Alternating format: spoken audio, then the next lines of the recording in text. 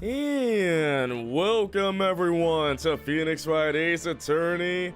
How's it going, everybody? Last time we did day 1 of the investigation in episode 4. Now we're moving on to the trial, so let's get on with doing that, shall we? It is the day after Christmas and now it's time for the lobby. Yeah, I've kinda upgraded a bit, so instead of the suit, I'm trying out a sleuth hat. Let's see how that works out. I know, he's got like he's got long arms and everything. I like it.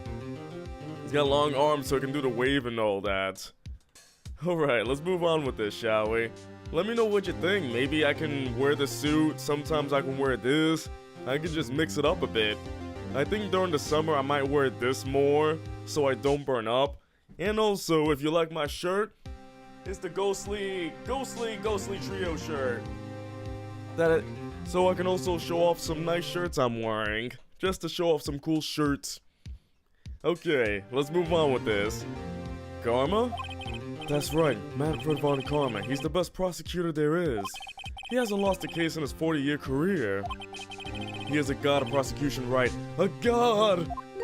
Not a single case? He'll do anything to get a guilty verdict. Anything. Sounds like someone else I know, Edgeworth. Aww, he knows I'm talking about him. You don't understand. I mean, he'll really do anything. Manfred von Karma is a man to be feared. That's quite a claim coming from someone who forges evidence. He told me what it really means to prosecute. What? Just picture a prosecutor as vicious as me, multiplied by a factor of 10. Oh. That's really scary right there. So was he your teacher then, Mr. Edgeworth? You love how much emotion Edgeworth shows? I know, look at him, he's so precious. He's great, I love him. Something like that. And now he's trying to get you found guilty? What a creep! By the way, everybody, I just want to know, how's the audio? And are you fine with me voice acting this thing? Is the voice acting fine? I can stop at any time. Oh wait, maybe he's planning on losing on purpose to help you out. Not a chance. He hasn't lost once in 40 years. 40 years! 40 years! And Phoenix is coming in like, I'm about to ruin this man's entire career. Like, that's what we're doing. I'm about to ruin this man's entire career. 40 years! He's as ruthless as me times 20. That's pretty ruthless. Like I said, he's a god among prosecutors. I guess that's something like Mia was to me. Speaking of Mia, Maya? Uh-huh. We could really be using Mia's help right now, don't you think? Oh, huh? I can't. Sorry, I tried. I really tried, but I couldn't reach. You couldn't reach? I think it's because I haven't been training. My powers are weak again. Oh man, what bad timing. What conveniently bad timing. I'm really sorry. I'll try my best. I hope so. What are you whispering about? Oh, it's nothing. Well, it's time. Let's head in. Bad convenience? You're right, CB. Bad convenience. Alright, with this horrible convenience out of the way, time for court. I'm about to... Whoa, look at him, though. Let's go ruin this man's career, okay? Court is now in session for the trial of Mr. Miles Edgeworth. The defense is ready, Your Honor. Holy heck, that's who I'm facing against? He keeps grabbing his arm, though. Mr. Von Karma, is the prosecution ready? Fool. You seriously think that I would stand here where I'm not completely prepared? Right, my apologies. He's even got the judge scared. Holy heck. Very well, your opening statement, please. Decisive evidence. A decisive witness.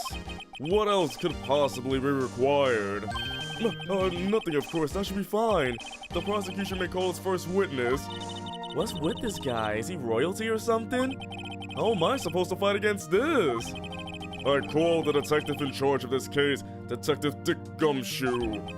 Okay, Gumshoe's first. Let's see how this goes. Something tells me he's really feared. Describe the incident now! Yes, sir! Detective Gumshoe looks nervous. Please take a look at the map. Alright, the murder happened late little Christmas Eve around midnight. There was one boat in the very middle of the lake. There were 2 men on the boat. Now there happened to be a woman camping on the edge of the lake. At 12:10 a.m. she heard 2 pistol shots. Then the boat started to move. And it went towards the boat rental shop. Cool, we got the map as evidence. Testify to the court about the arrest, now! Wait, Mr. Von Karma? Yes. Actually, I'm the one that's supposed to be handling the proceedings. He does the Edgeworth finger wag. Wrong. There is only one thing you need to do here. You will slam down your gavel and say the word guilty. That is your role. Yes, of course. You're quite right. No, he's not!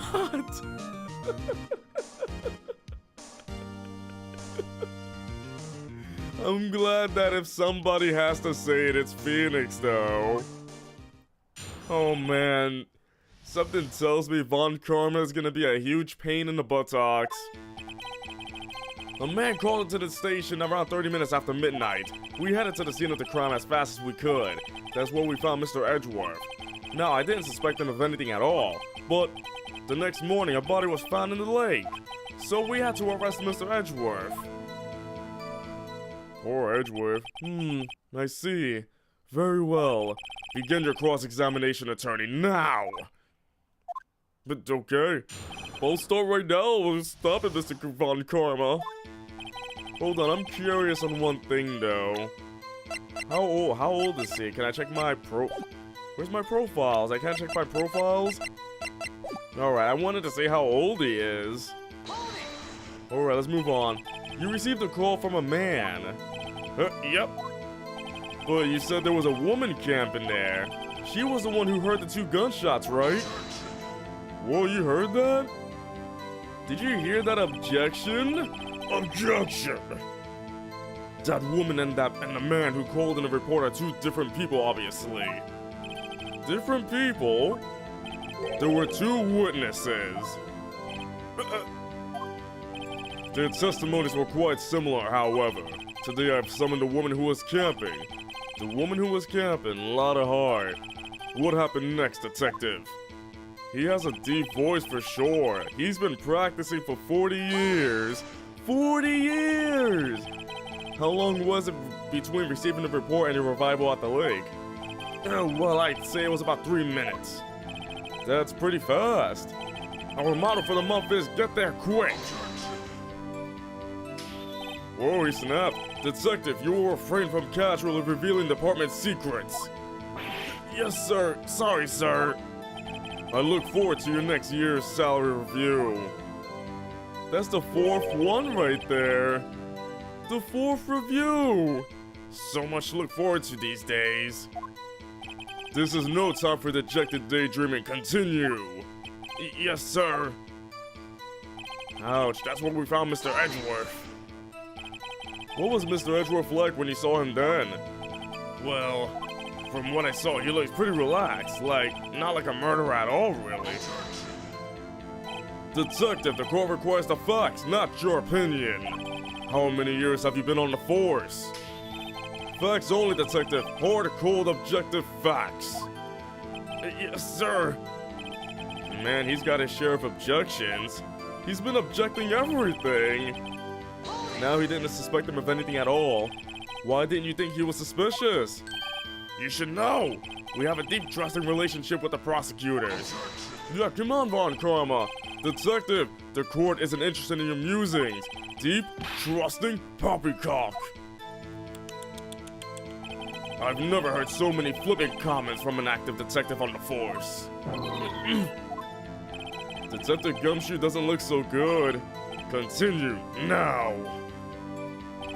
But the next morning, a body was found in the lake. Did you find any clues on the body? A single bullet was recovered from the body. He was shot through the heart, fatally.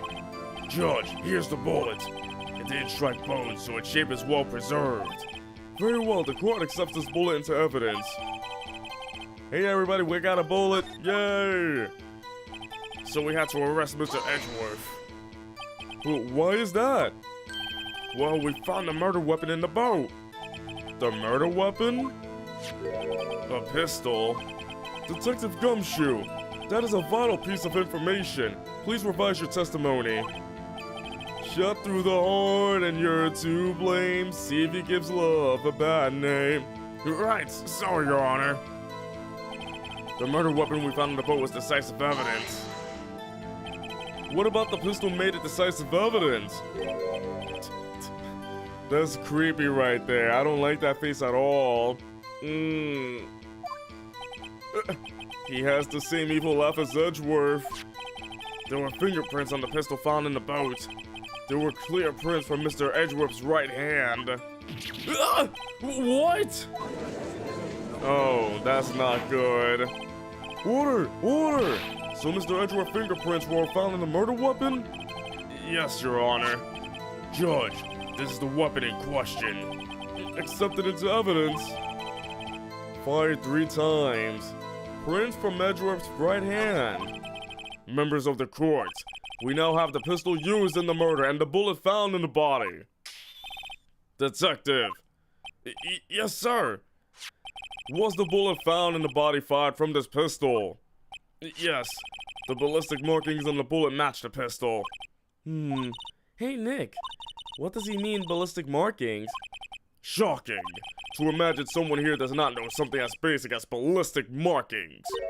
Nick, he's glaring at me. Very well, I'll explain. Actually, Judge, you do it. Me? Ballistic markings are like the fingerprints of a gun. The barrel leaves distinctive marks on each bullet it fires. You can examine these ballistic fingerprints to see which gun fired the shot. It's quite accurate. Indeed. This leads to one inevitable conclusion. The bullet found in the victim's heart was without a doubt fired from this pistol.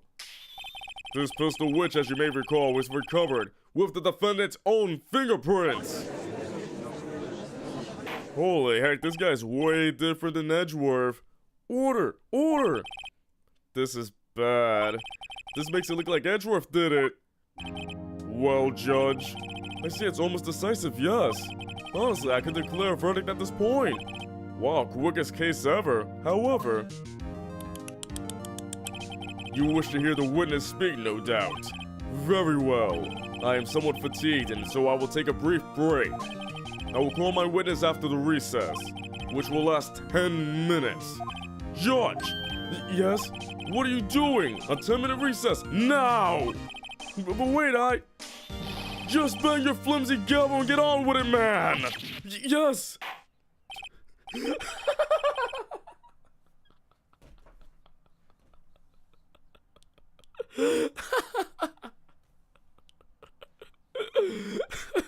This court will take a 10-minute recess. Who's running this court anyway? Really now? Is Von Karma running the court or what? This is ridiculous. I don't know what he's smiling about so much. This is really hilarious. Edgeworth, what's going on here? Your fingerprints were on the murder weapon. And that foggy photo makes one thing clear. The only one who could have shot that man was the person in the photo. True. Was that you in the boat? Yes, it was me. What? But you must believe me, I didn't shoot him. Then who did? I don't know. You don't know? Weren't you right there? I heard a gunshot from very close by. Then the other man fell from the boat. I can't say why, but I thought at the time that he had shot himself. You mean it was a suicide? Hold on, can I check my profiles now? How old is this man? 65? So he was prosecuting since he was 25. Wow, so Edgeworth started 1 year before Von Karma did. That face, though. That's the only explanation I can come up with. How am I going to convince anyone of that? Say, Maya? Huh? What? Any progress with Mia? Oh, sorry, it's no good. I know. I'm no good for anything, am I, Nick? If I can't call my sister, I might as well not be here, right? No, you're crazy. Of course not. I need you here. I can see you're always trying to help out. Even if you don't actually help, it's the thought that counts, right? It's okay, Nick. You don't have to make me feel better. Maya! I don't know anything about trials or defense. What's more, I'm a spirit medium who can't even contact spirits. Oh, everyone has their off days. I mean, I've just been getting lucky lately. But you never know when my luck is gonna run out. Really? Whoa, right. Don't jinx this case any more than it already is. It's bad for my heart. He's 24. He has a bad heart? Oh, sorry. Whoops. Sorry, Edgy. Court is back in session. Mr. Von Karma, call your witness. Yes. Will Miss Lauderhart take the stand? Oh boy, this is gonna be interesting. Lauderhart, you are a research student at the university? That I am. Good. Begin by telling us what you saw the night of the incident. And don't add anything trivial or subjective. Understand? Y'all need to learn some manners. Understand? Yeah, I understand. Very well. Your testimony, please. Well, he even got a lot of heart, like, calm down. It was Christmas Eve, just after midnight, I reckon. I was in my car. I heard this bang come up from the lake. When I looked out the window, I saw two gents in a boat. Then there was another bang. There wasn't nary a thing on the lake but that boat. Very clear. Enough. Huh? Wait, Von Karma stopped it? He was like, that's it, that's enough. Judge, she happened to take a photo of the incident. This is that photo. Accept it as evidence. Well, this is a surprise. This looks like the very moment of the murder. Ooh, boy. Order! I will remove people from this courtroom if I do not have order immediately. As the witness testified, she looked at the lake when she heard the shot. There were no other boats on that lake. So, the man in the boat with the victim must have been the one who shot him. Yes, it was the defendant, Miles Edgeworth. Order! I will have order! Give me some fries. Well, Judge. The evidence is decisive. I will have very little doubt about this case. Very well, this court finds the defendant... Wait, hold on. Wait, Your Honor. I haven't cross-examined the witness yet. A cross-examination? We have photographic proof. What question can there possibly be? This photo is worth 1,000 words, and they all read guilty. You lose. Good day, sir. Or, do you claim to have found a contradiction in her testimony? Very well. If you have to, you may cross-examine the witness. You will only flounder and ask meaningless questions. You will fail to find anything. And then I will have you held in contempt of court. Nick, contempt? Phoenix almost got his career ended. They both walk into the courtroom. We're about to end each other's careers, apparently. Contempt of court, you know? I guess I understand. Well, what are you gonna do? Do you really think there was a contradiction with the facts in the testimony? I don't know, it seems pretty straightforward. What if I'm honest, if there wasn't? Honestly, I found nothing. I don't know, I thought her testimony was strange. She was so vague about everything. I bet Von Karma probably fed her lines. But if you don't cross-examine her, the judge will... He'll bang down that flimsy gavel of his and declare Edgeworth guilty. I guess we'll just have to bluff it. But if we mess up, contempt of court. Hey, if we lose, we'll be held in public contempt. Right. I understand. I will cross-examine the witness. Cross-examine the witness. Very well. I pray for your sake this isn't a waste of time. Me neither. Let's find out what happened, shall we? It was Christmas Eve, just after midnight, I reckon. Just after midnight, you say? In other words, it was no longer Christmas Eve, but Christmas Day. Huh? Yeah, well, yes. Well, that was a good question. I know you want to find contradictions, but really? I hope your next contradiction is a little more relevant to the trial. Witness, continue your testimony. Oh, come on, that was a good question, though. Why were you camping there anyway? I'm a research student at my university. I was taking pictures to use in my research. What research? This all sounds suspicious. Let me press further. Miss Hart, could you be more specific about your research? Oh, come on, that didn't work? What does the witness's motive in camping by the lake have to do with this case? The answer is nothing. I object to this line of questioning. Objection sustained. Wait, no, I'm the one who says that. Well, then say it already. Objection sustained. Thanks for nothing, Your Honor. I love this. It's like really bad for Phoenix, but it's really funny though. So you weren't looking at the lake at that time? Nope. I looked after I heard that noise. She said that already. I asked you to find contradictions, not leisurely chat with the witness. Oh man. When I looked out the window, I saw two gents in a boat. Could you clearly see the two men? Just look at the picture. Clear enough for ya? Uh-oh. Let me press further. Wait a second. I wasn't asking you about the photo. I was asking if you saw the two men.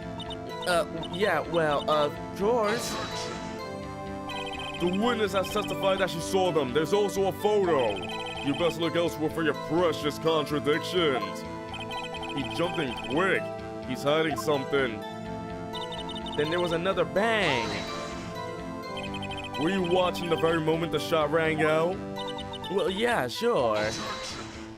Oh, Von Karma, will you stop? You're asking meaningless questions. Meaningless. Contradictions, Mr. Wright, not meaningless babble. Von Karma, I think I hate you. Wow. He spoke what I wanted to know. He's trying to keep me from talking to the witness. To what end?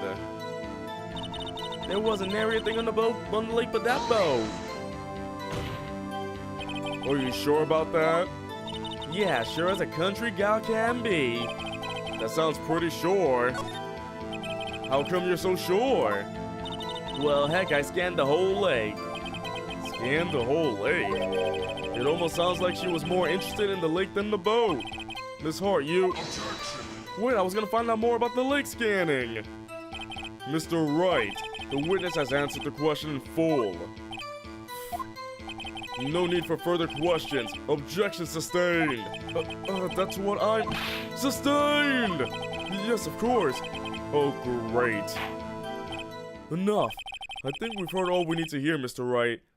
Wait, it's over? It seems you are unable to find a contradiction in the testimony worth noting. But, Your Honor... You keep your promise. Mr. Wright, I'm afraid that I will have to penalize any further outbursts by holding you in contempt of court.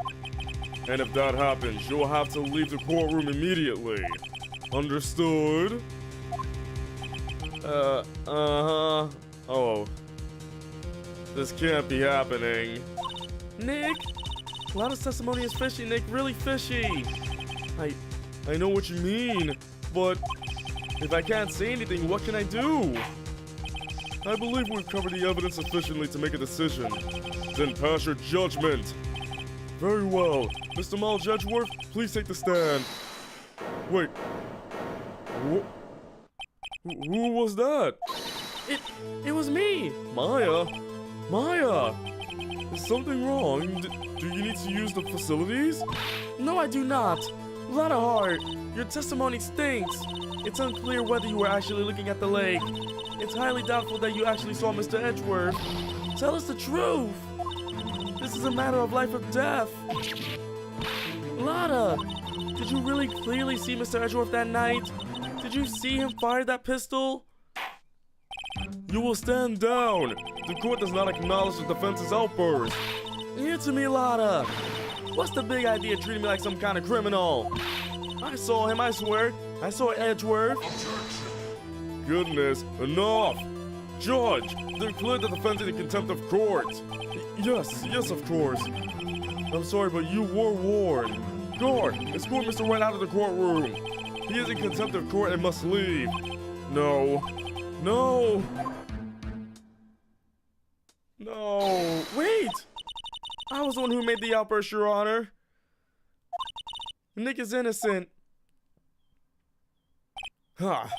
What's the difference? All that remains is for the guilty verdict to be declared.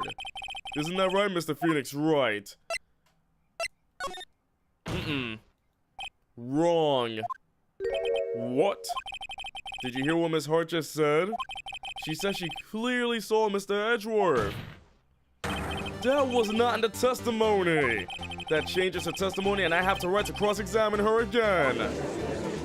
Ooh, we're back, baby. Order. You're in contempt of court. Too late for wild claims. Judge, sustain my objection. I'm sorry, Mr. Von Karma, but I cannot. What? Miss Lana Hart has made a new testimony. The defense does have a right to cross-examine her again. But he is in contempt of court. No, I am. If you're gonna arrest someone, arrest me. Very well. Maya Fey, you will leave the courtroom immediately. Nick, I did what I could. Maya, no! She's gonna get arrested again! You have to do the rest. Good luck. Maya! No, she's gone. I care not for this melodrama. Listen well, Mr. Wright. I do not tolerate badgering of any witnesses. I'm running out of time. I'd better find a contradiction in here or else. Mr. Wright, begin your cross-examination. We got a second chance. Thanks to Maya. But she's arrested! I saw her clear as day. The man on the boat was Mr. Edgeworth. That's it? Wait, that was it? Uh-oh, if I don't know anything, I don't know if I can find anything in that though, but I can't squander Maya's efforts either. That's the only piece of testimony there is! I saw it clear as day. The man on that boat was Mr. Edgeworth. Well, what about the other man? You cannot expect to be allowed to blithely ignore your promise, Mr. Wright. I believe you claimed there was a contradiction in the witness's testimony. Well, find it, if you can. Mr. Wright, I have to... What? We lost life for pressing on in that? Oh, so I have to find the evidence now.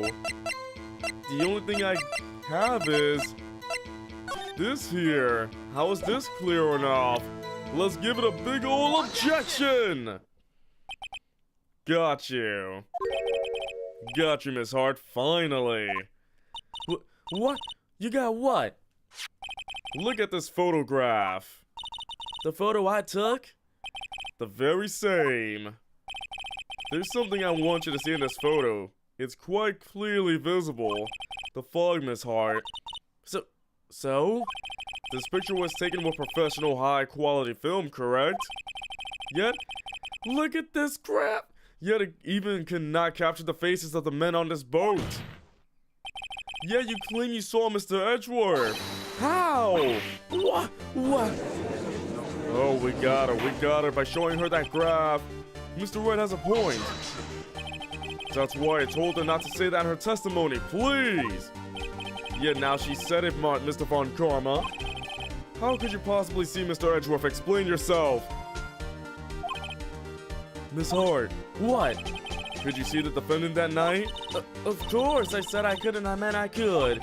Then please testify as to the circumstances of your sighting. I did it. I finally found a hole in Mr. Von Karma's carefully vague testimony. Great. Now we'll get to find out how Edgeworth was seen. You're right. It was a cold night and the fog was thick as grits. So once I was finished setting up my camera, I got back in the car. Still, I brought my binoculars with me. When I heard that noise out on the lake, I looked with my binoculars. See, no problem. Okay, so the binoculars. You used binoculars. Very well. You may begin your cross-examination, Mr. Wright. This one better be good. Otherwise, I'm gonna get a big old face full of objection. You're right, I was going on miss with big grits. So, how could you see Edgeworth? Now, just hold on your horses for a second. You hasty Yankee types never finding out where I'm from. Defense attorneys have trouble with that as it is. Nobody loves me. Oh. Nobody loves me. It's a big old oof. So once I was finished setting up my camera, I got back and oh yeah, that deserves a big old for Phoenix. Sorry, Phoenix. Your camera? Yeah, it's got an automatic. The issue we're concerned with here is Miss Hart seeing Mr. Edgeworth. The camera has nothing to do with this at all. Objection sustained. Oh, he's not letting her answer any of my questions. Why not? Still about more binoculars. Binoculars? Yeah, binoculars. Yesterday you mentioned that you were out looking for shooting stars, correct? Well, yeah. Wouldn't you need a telescope, not binoculars for that? Ooh, we got her. I've got doubts about your camera too. Was that really to take pictures of meteor showers? The camera is irrelevant to this case. You can't say that for certain. Mr. Wright, is the camera really relevant to this case? If you believe it is, you may continue with this line of questioning. But know this, if you find nothing with this, there will be consequences. Well, Mr. Wright, do you wish to press further about the camera? Yes. This is make it or break it time. The camera is of utmost importance, Your Honor. It is perhaps the key to this entire case. Therefore, I will continue my line of questioning. Wow. Maybe I went a little overboard there. Very well. Miss Hart, you will testify to the court about the camera. Yeah, I hear ya. Everybody was yelling over me. The camera was set up to take pictures of a meteor shower. Miss Hart, what made you choose that lake to photograph meteors? You know the fog gets thick on that lake. It's not very suited to stargazing. Well, yeah, you see, I guess I wasn't thinking too straight. Mr. Wright, I will not have you badger my witness because of her challenged intellect. Now wait a minute. Challenged intellect? Consider your testimony. You were saying how it was that you saw Edgeworth. Yeah. No unnecessary comments, please. When I heard that noise on the lake, I looked with my binoculars. If there was a heavy fog, how would binoculars change that at all? What do you mean? Even binoculars can't see through fog. But you say you clearly saw him. I did, yeah. Enough! There is no room for doubt in the testimony. She sounded pretty doubtful to me. But I have to find a clear contradiction first. I don't care how many von karmic objections I get. I'm going to find a hole in this testimony if it's the last thing I do. But let's see, which one was it though? If it was pointing at the lake, there's something weird about that. It was pointing at the lake at this whole time. Maybe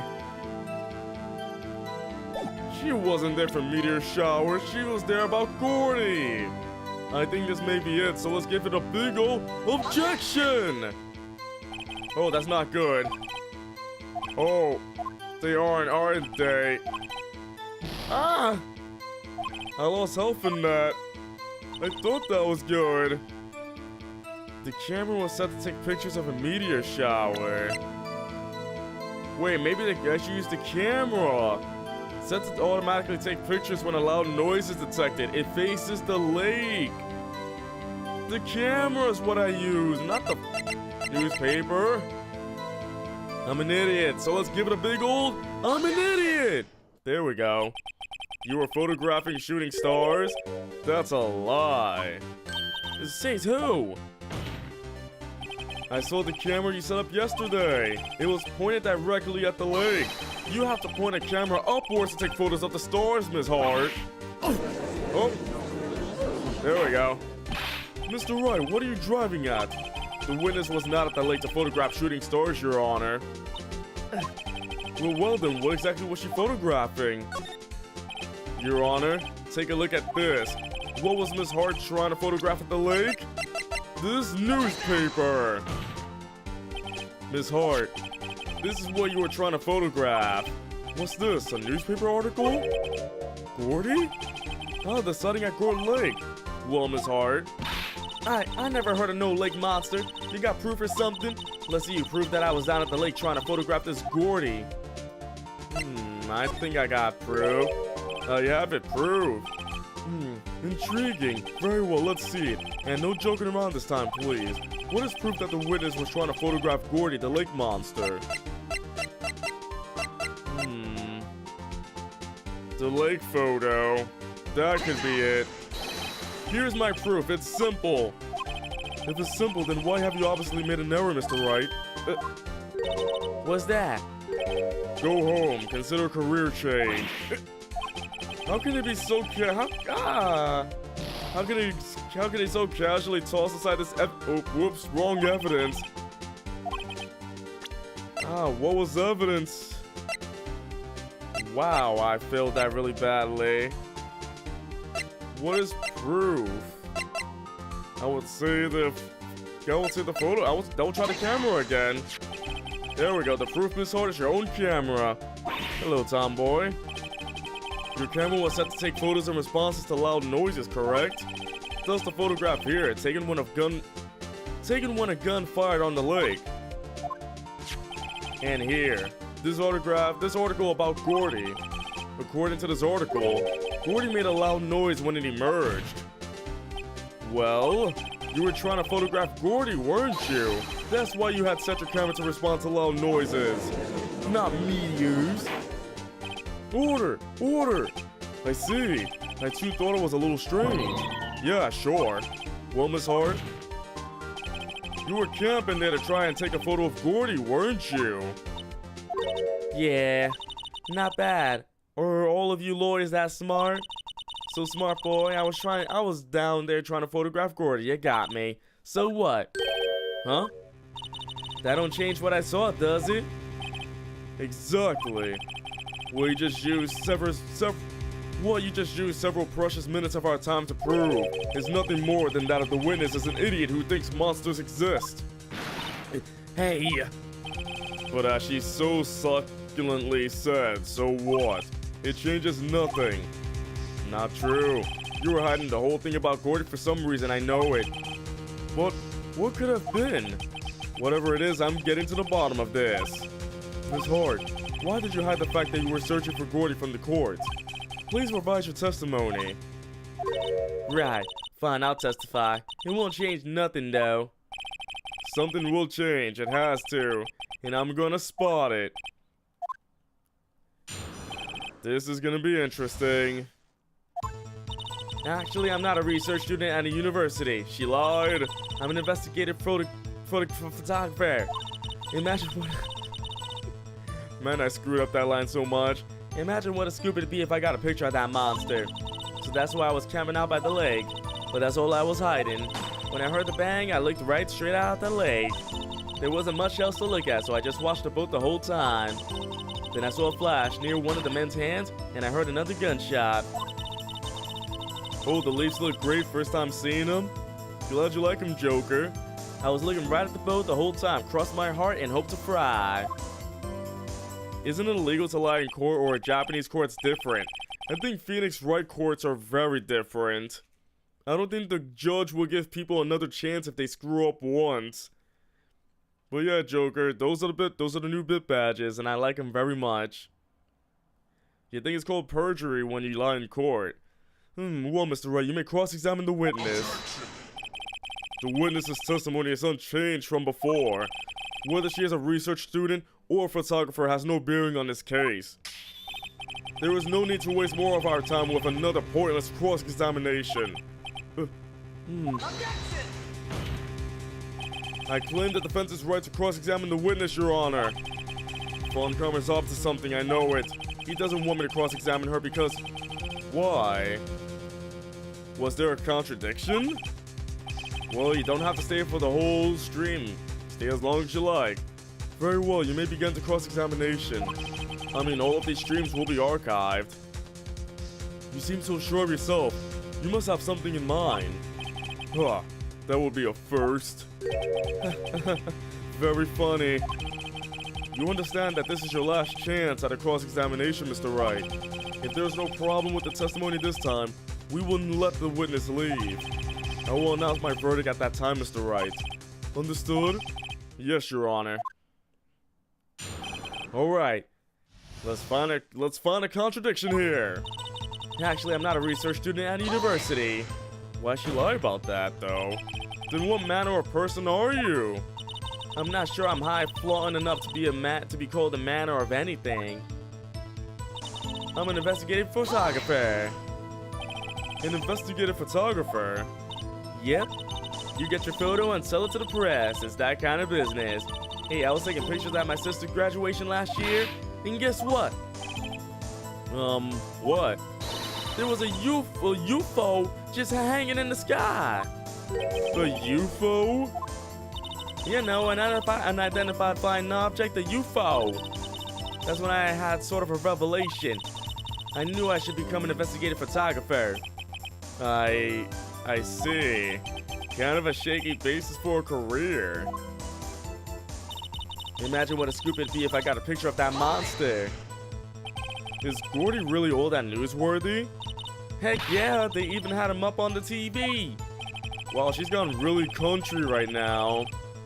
I'm not sure that appearing on the local news rumor of the month segment qualifies. Last month's segment was Bigfoot sighted on Acorn Hill, I believe. Bigfoot? Hey, that almost had a picture of him in the newspaper. For real. Mr. Wright, this is one fight I do not believe you can win. Let's keep moving, shall we? Yes, Your Honor. That's why I was camping out by the lake. That's why you put the automatic sensor on your camera? Yep. Forwarded from a university professor. It analyzes every sound it picks up, and when it gets a bang, it snaps a shot. Yep. So how many pictures has it taken so far? The only time the camera triggered was that night. I mean, also the time that Maya used a party popper and it made a lot of photos. OMG, her pronouncing a UFO as UFO reminds me of when I pronounced Utah as Utah when you was little. That's adorable. Utah! What a UFO? Just mispronounce everything now. I think it's time you told us why you felt you had to hide your true purpose at the lake. Heck, if word got out what I was up to, the lake would be swarming with competitors. Competitors? Yeah, second-rate shutterbugs trying to steal my scoop. Is that the only reason you were hiding the truth? Well, actually, Mr. Wright, I'll not have you asking questions with no relevance to this case. Whatever you say, Von Karma, I know you told her to keep quiet. When I heard the bang, I looked straight out at the lake. Exactly what sort of sound was it? Well, I never heard one before, so I can't say for sure, but it sounded like a gunshot. It was a lot sharper sound than I would have expected. There wasn't much else to look at, so I just watched the boat the whole time. There wasn't much else to look at? Yep. I don't know. If she heard a bang and she thought Gordy was out there, I kinda doubt she'd waste any time looking at a boat. What? What did I do now? What are you giving me that look for? Definitely suspicious. Maybe it's time for some evidence. Witness, continue. Hold your hush puppies, Pops. I'm getting there. Then I saw a flash near one of the men's hands and I heard another gunshot. Was there nothing on the lake but the boat at that time? Huh? Wait, so you're thinking maybe he was shot from some other place? I don't think so, nope. The lake was smooth as glass and nobody was on the shore neither. I'd better find some sort of contradiction in this testimony. I won't be able to beat Von Karma any other way. There has to be something. So it was at the second to last one right there. Let's see, there wasn't much else to look at, so she just watched the boat the whole time. But she was looking for Gordy, though. Fired 3 times. trying to figure out. There wasn't much else to look at, so she watched the boat the whole time. Then she saw... Have fun cutting your lawn, I guess. Wait, she saw a flash and another gunshot, but this says it was fired 3 times. I'm gonna give this a shot. Dang it, that didn't work. Oh man, that didn't work. Whoops, that did not go so well. I have like one more chance before I lose. There wasn't much else to look at, so she watched the boat the whole time. Phoenix said to use evidence here, but... loud noises detected, faces the lake. There wasn't much else to look at, so she watched the boat the whole time. So, I'm gonna try the lake photo. That did not work. That contradicts nothing. I've lost. Whoops, that didn't go so well. Whoops, this court sees no reason to further prolong the trial, nor there's any need for more time to decide the case against the defendant. This case is extremely clear. I see no room for misinterpretation. Edriff, I'm sorry! Ah! I lost. Game over. Oh man, so that's what happens when I lose? Edgeworth, I'm sorry. Wow, that stinks. Oh wait, we continue from here, don't we? Oh my goodness, can I like skip forward? Let me try skipping forward because it's gonna take a while. There we go. Do we have a saving option anywhere? I should have saved. I should have really saved at certain parts when it gets too long. But no, we're just gonna skip on forward, forget everything that just happened, we're going back to where we are. I can't believe it though. I forgot how far we've gotten. So don't worry, we're gonna see Von Cromer again, he's gonna talk about his objections and whatnot. And everybody's like, everybody's talking way too fast and whatnot. Oh, this is gonna take a while though. I forgot how much has happened in these past 40 minutes. Oh man, but good thing we can skip a lot. Dang it, I thought there would be like save points in the middle of these things, but no, there really isn't. Oh yeah, so I gotta find out where and what to do. Yeah, this is one big old rip though. Big old rip. So let me try to get as much as I can with the evidence and whatnot. So we just gotta get everything we need while objections take as much time as they can. These objections take like 20 seconds to get through. So it was about 3 minutes. That was pretty fast. But you know what's faster? Everybody talking way too fast right now. Everybody's way too fast with these talkings. Like, I can barely read the text as it is. But of course, we're just getting back to where we are because I lost. I don't want anybody to come in here and think, why is Pixel skipping all the text? There's a good reason why, because I lost. I really need to save at good points at this game.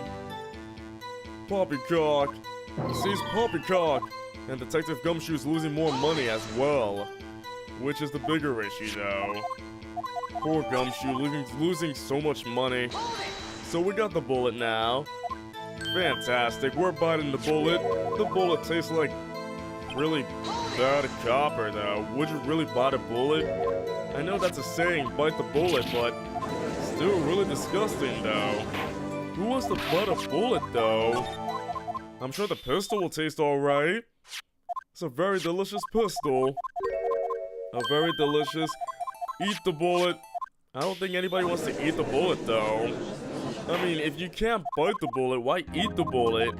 What happens if it pops in your belly or something? Like you do something and then pow! It's like, wow, I shot a bullet out of my belly. Holy heck, that's amazing. My belly has become the gun itself. My belly is the gun. Just like slam your belly and it's like boom, pow, pow, pow. No, I need you here, of course. Stay here, Maya. We need to put you in contempt of court once again. Let's get back in court with this thing. They're like, alright, well, everything just happened already. Just get a lot of horror out here. I hit the thing with my Joy-Con. I don't know if you hear that, everybody, just me hitting the mic every time. It's just that when you move, you might suddenly hit something, which stinks. So it's like, wow, do I really want that happening?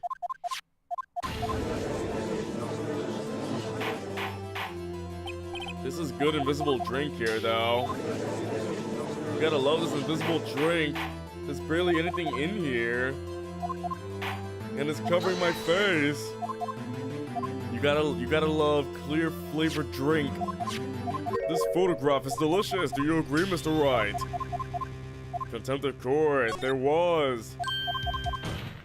Alright, let's get Maya in contempt of court again. Let's do it. I can't wait to get her in contempt of court again.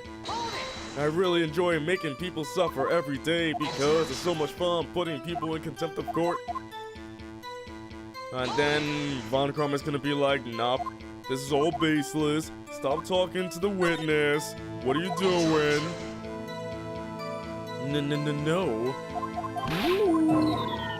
But I have to say, these graphics are very clear though. I really do like these updated graphics. Von Karma looks creepy. It's really crazy how this game has gone from sprite to full-blown HD artwork.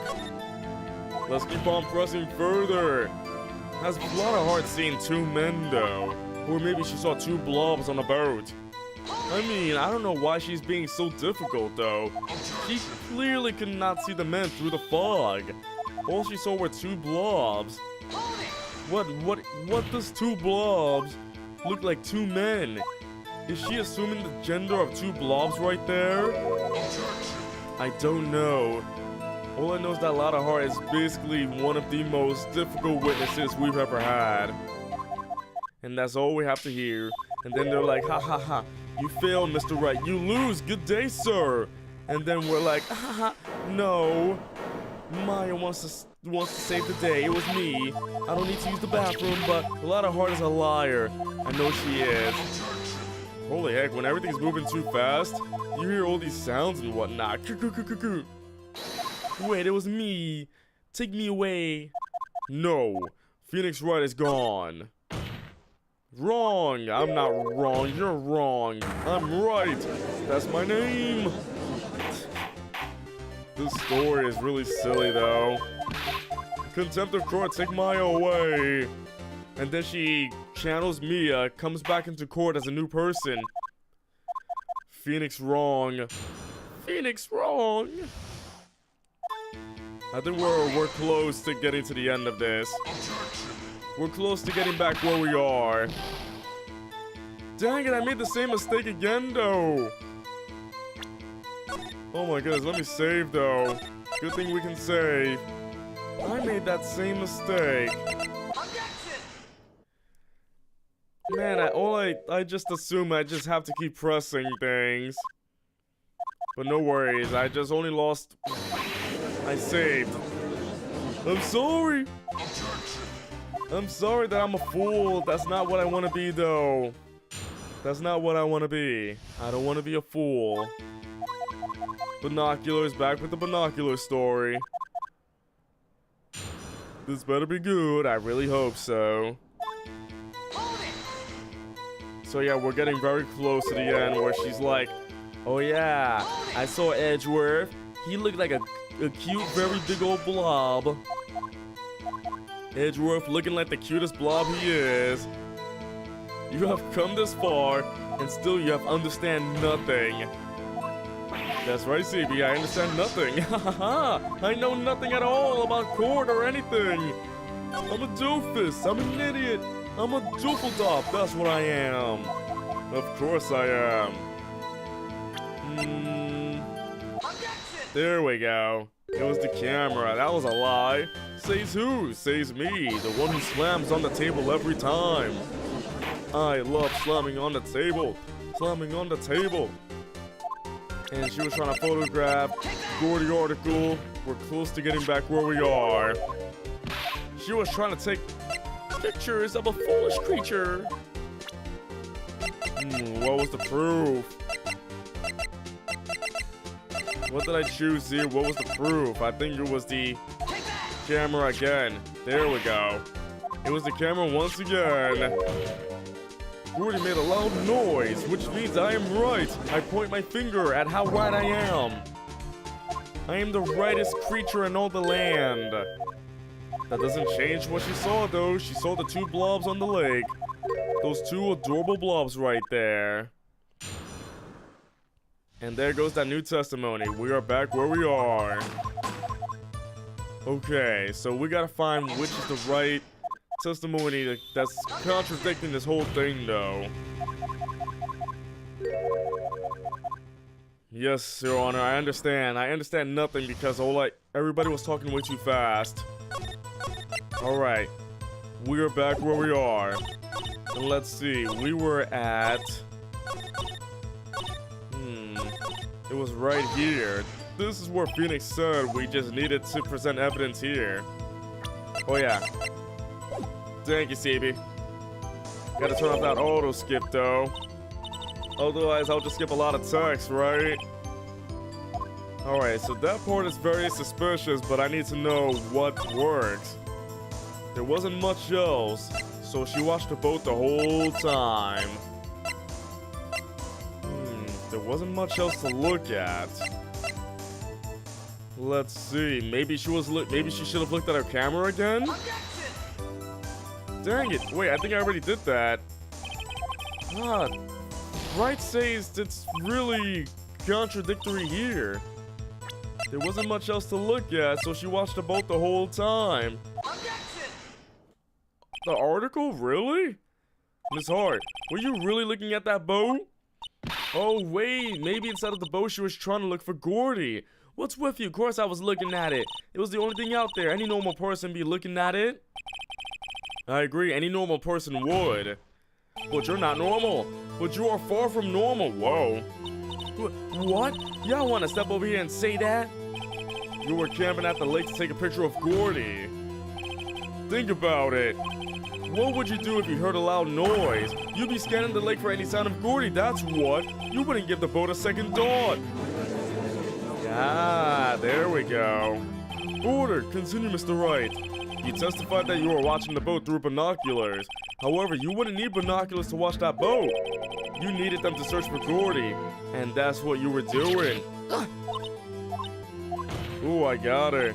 Well, Well, now that y'all mention it, I did sort of take my binoculars and kind of scan the lake a bit. I mean, Gordy might be out there and all. Miss Hart, are you saying that you were not watching the boat then? Sorry, y'all. I wasn't fibbing, really. I just thought, you know, I could be a witness to a murder and all. I kind of got excited.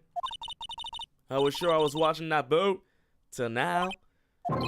This is totally uncalled for. But hey, y'all got the photograph, y'all got proof. Still, we can't see who's shooting who in this. Right. That's why I took this photo and... Witness, that's enough. You've had a long day. Shut your pie hole. Shut my what? What was she gonna say? She took the photo and what? She ate it. Wait a second.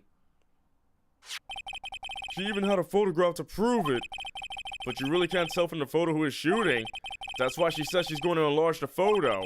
She said it will drop the quality of might, but she'll let us see who's who. She enlarged that photo. Why won't Von Karma let her show it? I've got a hunch. I bet that enlarged photo shows something bad for Von Karma. This is my chance. If I'm wrong, though, it'll mean prison for Edgeworth. Or worse. Bullet time.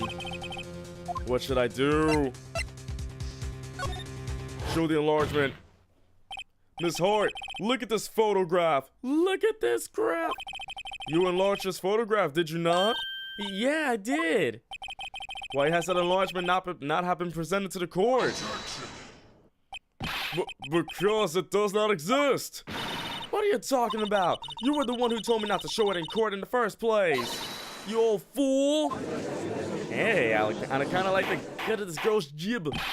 What's the meaning of this, Mr. Von Karma? Miss Hart. Show the photo to the court. Show us the enlargement. The prosecution objects to the submission of this evidence. Objection denied. The witness will show the enlargement to the court. Here it is. Oh no! It's two trench coats, and one trench coat shot at the other! Wait a minute. Wait a minute.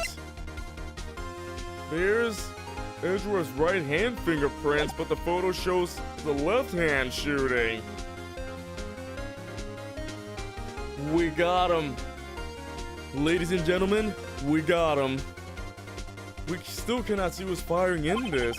It could be the defendant, or maybe it's not. Regardless, I'll accept this as evidence. This is great. I think I got something if it works. Happy now, Mr. Wright? There has to be something. You asked for the enlargement. You got the enlargement. And little good it has done any of us. That's why I requested she not show it. I suppose this means the cross-examination is over, obviously. Ugh. Then I would like to close the cross-examination of Miss Lotta Hart. And none too soon. That was a flagrant waste of my time. Mr. Von Carmen, do you have anything to add? I stated everything I needed to when this trial began. Decisive evidence. A decisive witness. What else could possibly be required? Nothing, of course. Then I believe it is time for me to declare my verdict. Wait, it's not supposed to go like this. I'm supposed to win. There has to be a clue in this photo somewhere. This is bad. Real bad. What should I do? I object. Your Honor, there is something decidedly wrong, strange with this enlargement. What might that be? I found something wrong with it. Mr. Wright, you will show the court what you mean. What about this photo is strange? Okay, here goes nothing. I'll show the judge what's strange about this photo. I'm gonna point at the flash. The gun does not blast that way. This gun is fake. They both look very ugly. The hand. Here, Your Honor. The shooter? I'm not sure I understand. What about the shooter strange? Look at the hand holding the pistol, Your Honor. The hand? That hand directly contradicts another piece of evidence. This man's left hand does what? Let me show you. I will show you the evidence that left-handed contradicts. The evidence is clear. The man in this photograph is holding that pistol in his left hand. However, the prints on the murder weapon were from Edgeworth's right hand.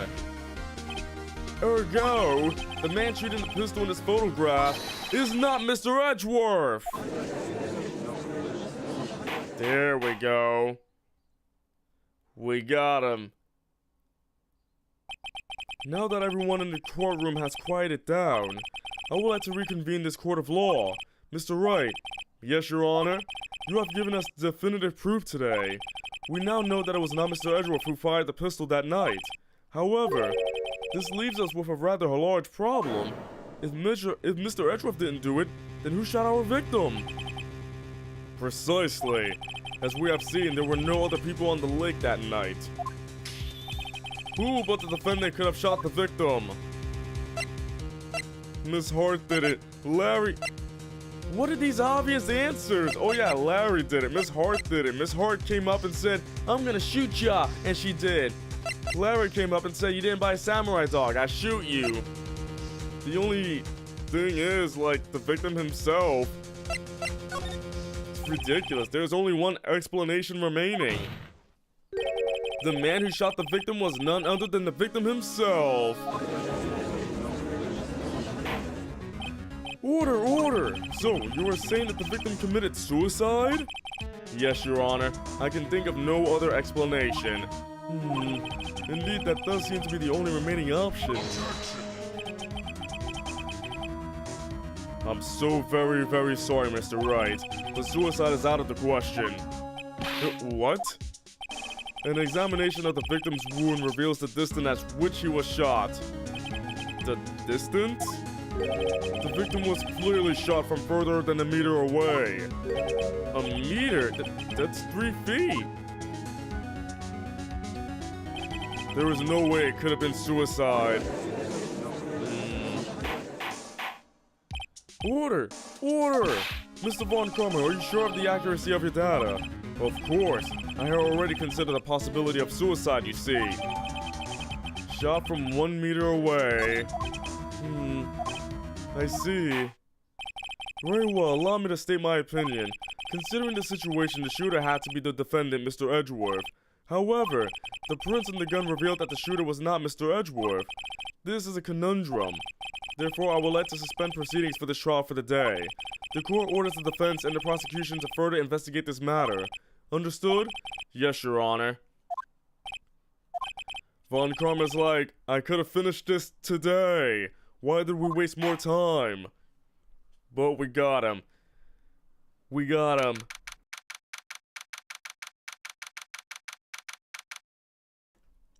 Back in the lobby. Ooh, that was a close one. It was Edgeworth's twin brother, Edgeworth. Edgeless. It was Edgeless. Hey, don't you have anything to say? No, I have yet to be declared innocent, Wright. Well, yeah, but what happened out there on that lake anyway? If he didn't commit suicide, then who? The shooter was about 1 meter away too. What? Don't give me that look. I did not kill him. I was just kidding around. Look, I'm going to go check on Maya. Oh, right. What? Tell her something for me. What? Edgeworth? Tell her to watch what she says in court. That's all. Would it kill you to just state how you really feel with a thanks, Edgeworth? Just give us your real feelings, Edgeworth. I requisitioned the transcript of Law's entire testimony. I thought it might give me some ammo for the trial tomorrow. Of course, she didn't see the shooter, so the only part of her testimony that stood was the bang she heard. She heard 2 gunshots, but the pistol says 3. This is getting very weird. She heard 2, but the pistol shot 3. Alright, let's save up.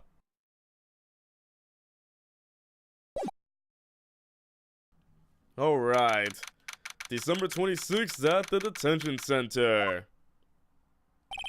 Maya. Hey Nick, it's you. I'm glad Mr. Edgeworth made it through the day okay. It's a relief. Hey, why'd you do that anyway? I don't know. I just knew I had to do something. I know I'm not the lawyer my sister was. I'm sorry. Well, you did save the trial. Just behave from now on, okay? Oh, okay. Wait, why is it playing this happy music? She's in jail! This guard monitors the visitor's room. He hasn't moved an inch since I came in, a real pro. Oh wait, hold on everybody. We gotta smile for the camera. We always gotta do that though. Have you been questioned yet? No, not yet. Detective Gumshoe was here just now. He said seeing as this is your first offense, we'll let you go after questioning. Ooh. Oh, and he wanted me to get bail money ready. You can pay for me, okay? Huh? How much? I don't know. I guess they'll send you a bill or something. Why do I picture giant bills of money every time I hear the word bail? Ouch, Phoenix. Any luck with Mia? None. I can't get through to her at all. I tried. I really did. I don't know what to do. I think I probably shouldn't have stopped my training. She sounds like she really did do her best. I should check and see if there are any waterfalls in the local area. I wonder if I'll ever see my sister again. You will. Don't worry about that. You definitely will. It must be nice, Nick. You can just show that to anyone and say I'm a lawyer. But spirit mediums, well... I don't know, with your clothes, I bet at least some people will recognize you. But these are medium in training clothes. I wonder if I'll ever be a proper medium. I hope so as well. She's fresh out of ideas. No, what about the pistol? Here, look at this pistol! Mr. Edgeworth's prints are on the pistol, aren't they? Yes, the prints from his right hand. But they must have gotten there at some time other than the shooting. What? Really? The shooter used his left hand after all. So the markings on this bullet and the barrel of the pistol matched? Hey, I'm surprised you remember that. How could I forget after Von Karma rubbed it in so much? So which one of these are the ballistic markings? I'm not really sure. Where are the markings? Alright, where should we head up? My office? Sure is quiet here with nobody around. Right. I have to get Maya out of that detention cell soon. Hold on, I gotta check on Charlie. Mia's favorite plant. His name is Charlie. Oh, it's the same thing. I was hoping for some new monologue about the plant. Let's check with Gumshoe and the Blue Badger. Gumshoe's not here. Gumshoe's at the scene again today. Huh? Oh, really? He's a live wire, that one. Got into a fight with the chief for not following protocol. Not following protocol? Protocol. I bet he wouldn't help them build a case against Edgeworth. Of course he loves Edgeworth. There are fewer than there were yesterday, but the cops are still around in the park. I wonder if Gumshoe is here today. Let's go check it out. At the beach. Haven't seen Larry around today at all. Where is everybody? Probably off paying through the nose on a date with the lovely Keonsae. Gotta love Keonsae, right? Anybody at the woods? Gumshoe! Hey there, they, died. They got snapped. This happened around the same time Infinity War happened. Half of them died. Hey, pal. The trial today, Yes? What about the trial? Well, I was gonna say good show, but it wasn't really all that. So you did save Mr. Edgeworth, I guess. I just wasn't sure how to thank you, you know? Thanks. What goes on? Any idea what strategy Von Karma is planning for tomorrow? It sounds like he's bringing in another witness. Another witness? Oh, right, he said something about that in the trial today. There were 2 witnesses. I talk with this voice right now. I was wondering who that other witness was. Who was it? Sorry, pal. As much as I'd like to, I'm not at liberty to divulge that info. Right. Oh, right. I wanted to ask you something about Edgeworth. What's up? Is he afraid of earthquakes? I never heard anything about that before. Mr. Edgeworth doesn't talk about himself too much, see? But there's one thing that's clear as day. Him hating crime the way he does, and him becoming a prosecutor, and him being scared of earthquakes. It all started with that incident. The DL6 incident? Yep, that's the one. 15 years ago, when he saw his father shot before his very eyes. He still feels the pain now, you can see it in his eyes. I wanted to talk to you about Maya Fey. Huh? She's not out on bail yet? That's strange. I told them to let her go as soon as they had that report written up. Man, I don't know what would have happened in that courtroom today if it weren't for her. Seeing her get dragged out by that bailiff, I'll be honest with you, pal. I shed a tear or two. Mr. Edgeworth, he was so moved I saw his lip trembling. Really? Cold as ice, Edgeworth? Trembling? He was really grateful for what she did, you know. I'm gonna head back to the station. I'll get the report on Maya and get her out of there as soon as I can. Thanks. Oh, wait. I was wondering, how much is bail gonna be? Don't worry about that. Mr. Edgeworth is posting the whole amount. What? Edgeworth? Didn't I tell you? He's grateful to her for what she did. Alright, pal. Well, don't forget to pick her up, okay? Maybe I can get Edgeworth to pay this month's rent, too. Isn't that what we're doing? We're doing this to get rent ready? I hope so, though. Anybody at the boat rental shop? Looks like the boat rental shop is closed today, too. Dang it, nobody's gonna let me rent a boat. I want to go out on the boat and have a good time. Just enjoy the nice waves of water. Hey, Nick, you finally came. They just finished the paperwork. I'm free to go. Free at last, eh? Those interrogators were really mean. They were like, okay, what did you do this time? Like I was some kind of criminal. Can you believe it? Well, they let you out in the end, didn't they? Oh, that reminds me. Thanks for bail. Thank Edgeworth. Huh? He posted bail for you. Said he was grateful for what you did. Mr. Edgeworth did that?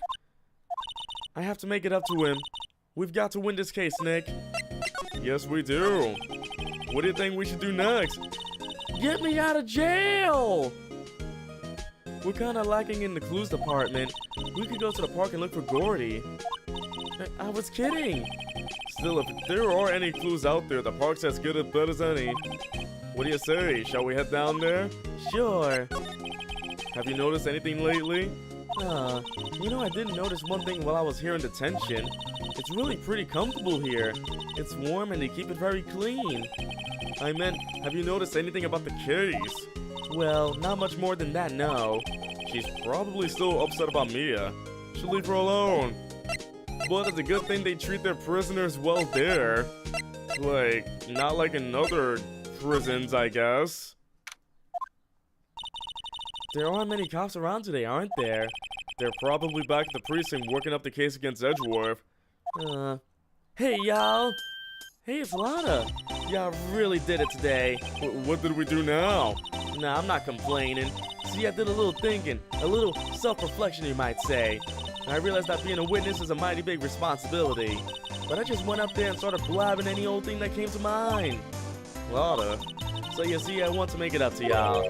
Make it up? What do you mean make it up? What did you think of the trial? To be honest, I was doing it half just to say I've been a witness. Even though I didn't really see anything. I kind of convinced myself I had, though. I'm sorry, I know I caused y'all a lot of trouble. Well, memory is a tricky, vague little thing. Yeah, I sure know that now. I'll be fine the next time I witness a murder. Right. You mean the first time you witness a murder? What about Gordy? Right. Well, the way I figured the trial's only stoking the flames of Gordy fever. I'll get my exclusive photos and rocket to stardom. All right, Lada, you go, girl. I wish I could be an investigative photographer, too. Finish your spirit medium training first. Lada, what do you mean by making it up to us? Well, you see, actually, I got a bit of info for ya. What? That Von Kramer didn't want me to say nothing about it. But what info? Now we're getting to the heart of it. See, I reckon we might be able to do ourselves a little exchange. Exchange? I thought this was to make it up to us? Right. I propose a little exchange to make it up to you. That makes no sense. What? Info doesn't come cheap, my friend. Hey, I see you thinking, my, how unsophisticated these Southern folk are. It's written all over your face. Let me tell you, most Southerners are way more sophisticated than you. I'm just the exception, okay? Well, what'll it be? We gonna deal or not? What do we do, Nick? Alright. We don't have any other leads, so I don't think we have a choice here. Okay, how much? Huh? You completely off your rocker? I may not be sophisticated, but I'm not trying to rob the poor. She calling me poor? Huh? The only fair exchange for info is info. Listen good. What I need from you is info about Gordy. Whoa, whoa, whoa, Gordy? Well, Gordy doesn't... I mean, Gordy might not exist. Then bring me proof that shows he don't. I'll be keeping watch from the car, okay? You see something, y'all come to me first, got it? Okay. Right, see y'all later. Okay, Nick, let's go hunting. Hunting? You don't seriously mean... Gordy? I sure do. What about Edgeworth? We're searching for Gordy for him, Nick. Don't you get it? Okay, and how exactly do we search for a make-believe monster? Maybe we can find a monster myth specialist? Who can be that specialist? What the heck happened here? Where'd that steel samurai balloon come from? What's that? The steel samurai, Nick. Yo, Maya! Larry, what the heck is that?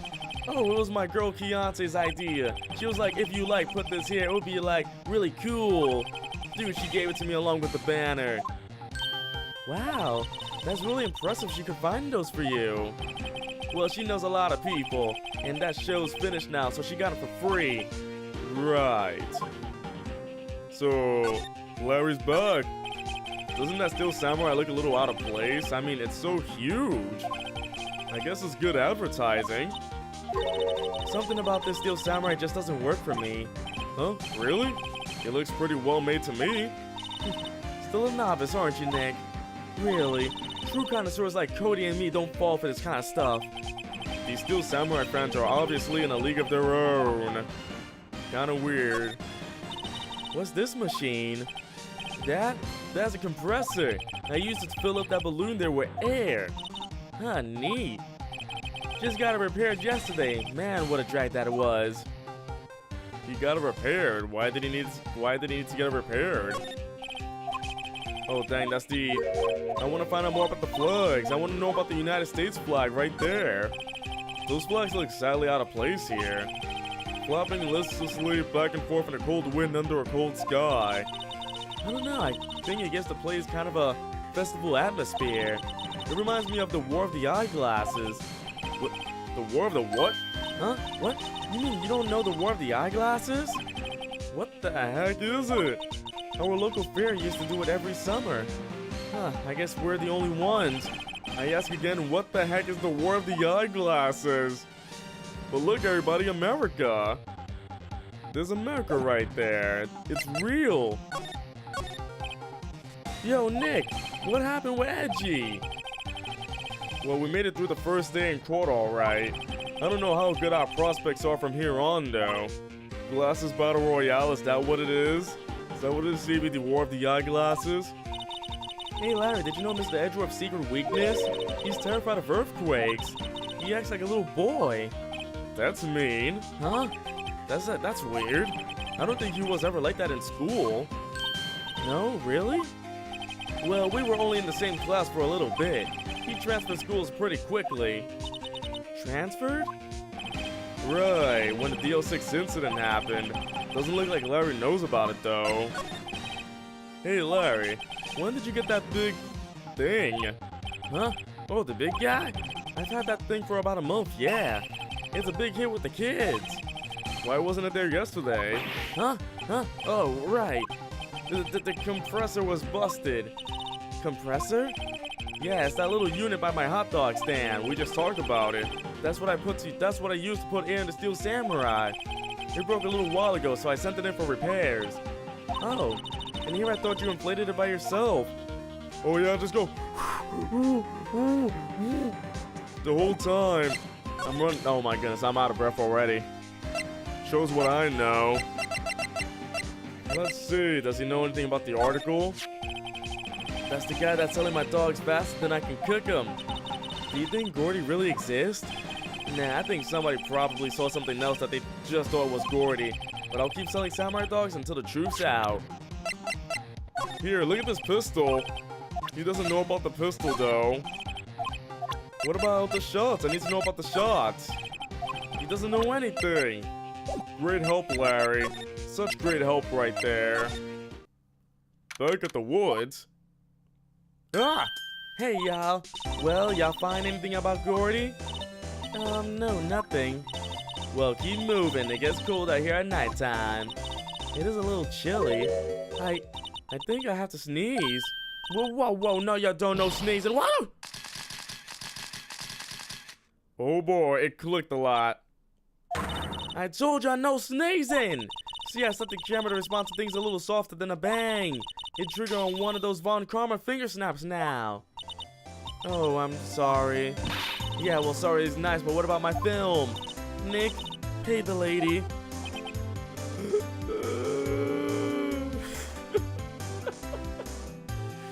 Poor Phoenix. I learned something in today's trial, that's for sure. Testifying is serious business. That's why I decided not to talk about that case anymore. Huh? Whoa, didn't you say you had info about the case? Tell us that at least. Like I said, I'll trade it for the third on Gordy. What are you going to do if Gordy doesn't exist? I'll quit being an investigative photographer. What? After all, I only have one photo to my name so far. Was it a good one? You bet. A UFO. A UFO? Anyway, if I can't get a career making photos this time around, then that's it. I'll quit and go back to school. Huh? So you really are a university student? Yeah, well, I'm taking a break for a bit. Right. What is she telling the truth on? I don't know what she's telling the truth on anymore. I just want to know if Larry knows something about Gordy, but he won't tell us much. Not about the gun, what about the camera? What about my badge? He doesn't know about my badge either! How dare he? What a weirdo. It's always so quiet here. I wonder if the boat shop is closed for good.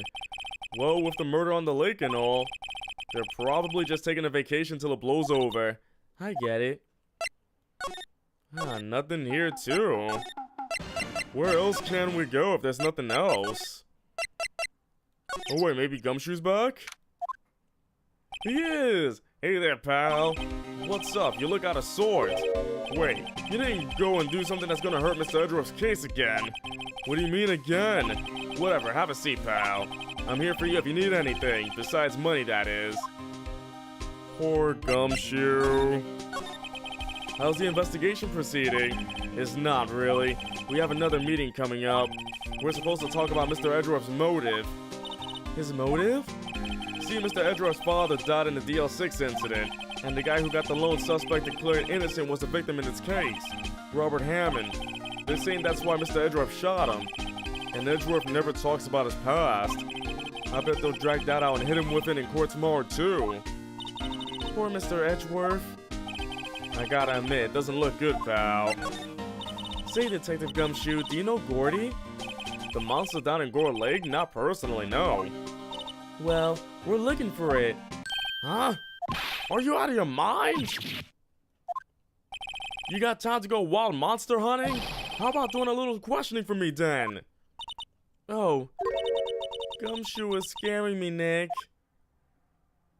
Yeah, I can see why Gumshoe's a bit peeved. I told Gumshoe about the deal with Lotta. Nick, try telling him sooner next time. Sorry. Gumshoe got mad for no reason. I see, pal. Sorry for shouting at ya. Okay. Hi, Gumshoe will aid your search for Gordy. Huh? I'll loan you one of our newest secret weapons for finding evidence. Ooh. Really? You can take whichever one you like. Secret weapons? Okay, give us the goods. Hold on now, everything in due time. First, let me show them to you. These are our best and brightest. Introducing secret weapon number 1, missile. Like a literal missile? Missile? He's a canine police dog. Oh, still in training. Missile, missile, here, boy.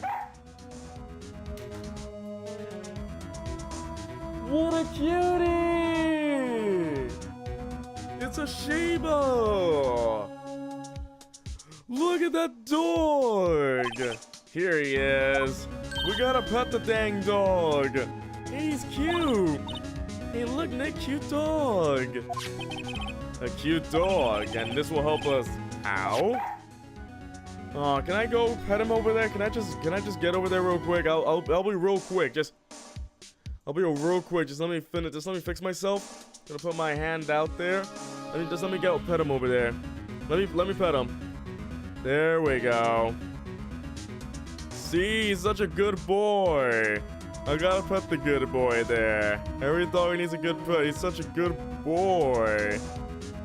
He's a huge dog too. What a good boy. I'm glad there's a dog in this game and we got to pet him though. Let me put myself back though. I got to pet the good boy. Next, secret weapon number 2, a fishing pole. Here, this is my own personal pole. Detective Gumshoe, we're looking for a monster. Yeah. How are we supposed to catch a whole sea monster with a fishing pole? Never know till you try, pal. Okay, this next one's the last one. No, please, I'm already overwhelmed by our choices. Secret weapon number 3, a metal detector. Here, Detective Gumshoe. We're looking for something alive. Right. How are we supposed to find it with a metal detector? Hey, you never know, it might have been eating soda cans. Well, which one will it be? I can't make up my mind, Nick. They all seem so perfect. I can't make up my mind neither for the totally opposite reason.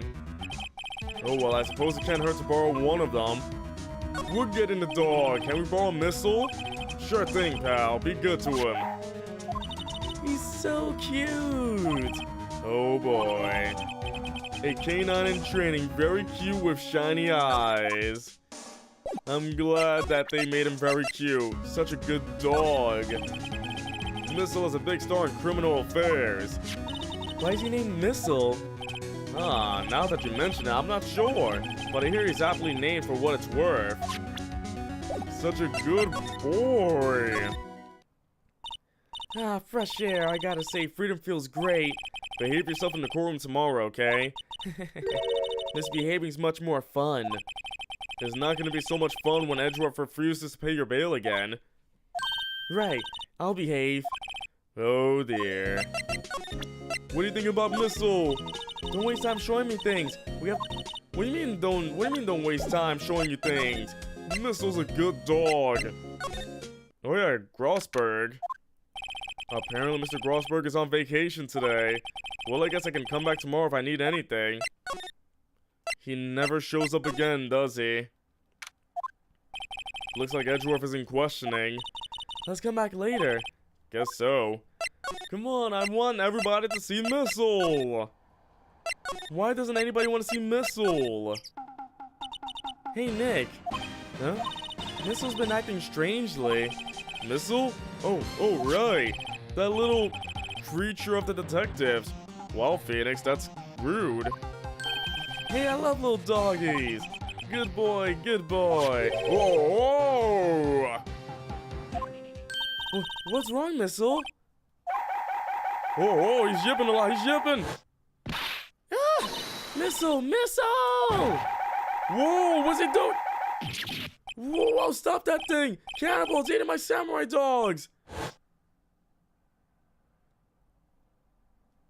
Oh my gosh! My samurai dogs!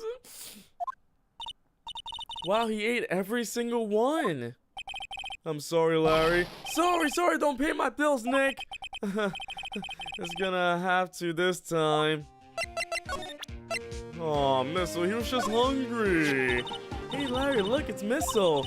Isn't he cute? Keep that mutt away from me! What am I gonna tell the big boss? There's a big boss in charge of your hot dog stand? Nick, maybe the stand is a front for a mafia money laundering scheme. Maya, I think you should probably try to look a little sorry about what happened. Oh, right. My poor dogs. These poor dogs, they're all gone. I gotta say, that was pretty cool. Here you go, Missile. Hey, Lotta. Oh, cute, he yours. He's a canine police dog. His name's Missile. Huh. Canines are the ones that used to sniff for things, right? I wonder what Gordy smells like. I hadn't thought about that. Oh, I guess, like, I don't know if Missile's really gonna help. We're trying everything with everyone, though. Gordy smells like samurai dogs. Imagine if Gordy smelled like samurai dogs, though. So I guess Missile's not helping out as much. I mean, it was good for funny dialogue, but I guess there's nothing new happening. Can we switch weapons? Can we borrow one of the other things? Yeah, sure, pal, but I have to take back the last one I lent you. Oh, he's gonna take back Missile? Can we borrow that flimsy-looking fishing pole? Sure thing, pal. Oh, if it breaks, be sure to dispose of it properly, okay? Right. Gumshoe's personal fishing pole, sadly flimsy and of dubious utility. It looks very weak, though. It's funny, one day I woke up and I wanted a fishing pole. Do you like fishing? I've never gone. I just wanted one so bad, I went out and bought it. I've never used it, actually. Must have been one of those midlife crisis things. Poor Gumshoe, though. Hey, what do you think about brand new fishing pole? Why doesn't anybody want to see the new fishing pole I got? I got a brand new fishing pole and everything, and nobody cares? Hey, like my fishing pole? You know, you can't catch many fish in this lake. I'm not after small fry, I'm after the biggest fry of them all, Gordy. You really gonna try to fish out a monster? To save Edgeworth? Yes. Brings a tear to my eye in more ways than one. Look, I love that these weapons bring up funny dialogue options. Okay, Nick, this looks like a good spot. A good spot for what? Time to do some fishing. She's serious. What are you gonna use for bait? Oh. Yeah. Oh. I figured something like this would happen. We should have brought Missile along with us too. At least then we have bait. What? Did Phoenix really think we should use Missile as bait? Oh my goodness. Phoenix is a monster. I mean, I get jokes and all, but you do not think of a dog as bait. Never, never ever think that, Phoenix. You cruel monster. He's a heartless monster. How could you? Puppies are not used for bait. I'm kidding, I'm kidding. Some jokes are better left untold. Oh yeah, she hit me. Okay, watch this, Nick. Just try not to reel in any empty cans or boots, okay? Here we go. My leg! Oh no. Hey, what are you doing? Sorry, Lotta. Don't tell me y'all on some film company's payroll. Nick, pay her. My poor wallet. I got a fishing pole, though. Lotta, wait, for catching Gordy. A fishing pole? Are you out of your doggone mind? Yes, yes, it's a fishing pole. Huh, I never thought of that. Good luck. Thanks. I don't believe it. So we tried and it failed. And we activated the camera. Phoenix wants to use Missile as bait, which was the worst thing he has ever said in this game. Like, even as a joke, you don't joke about good dogs, you know. I guess we'll switch again. Let's borrow one of the other things, which is a metal detector. Can we borrow that metal detector? Sure thing, pal. I'm not sure what we're gonna find with this. Remember, you're hunting for a monster. Anything is possible. Anything. A useful detection device. Cool. What do you think about this? As you can see, it's a metal detector. We use it to look for bullets in the ground. If you can find that monster with it, all the better. I'm not so hopeful.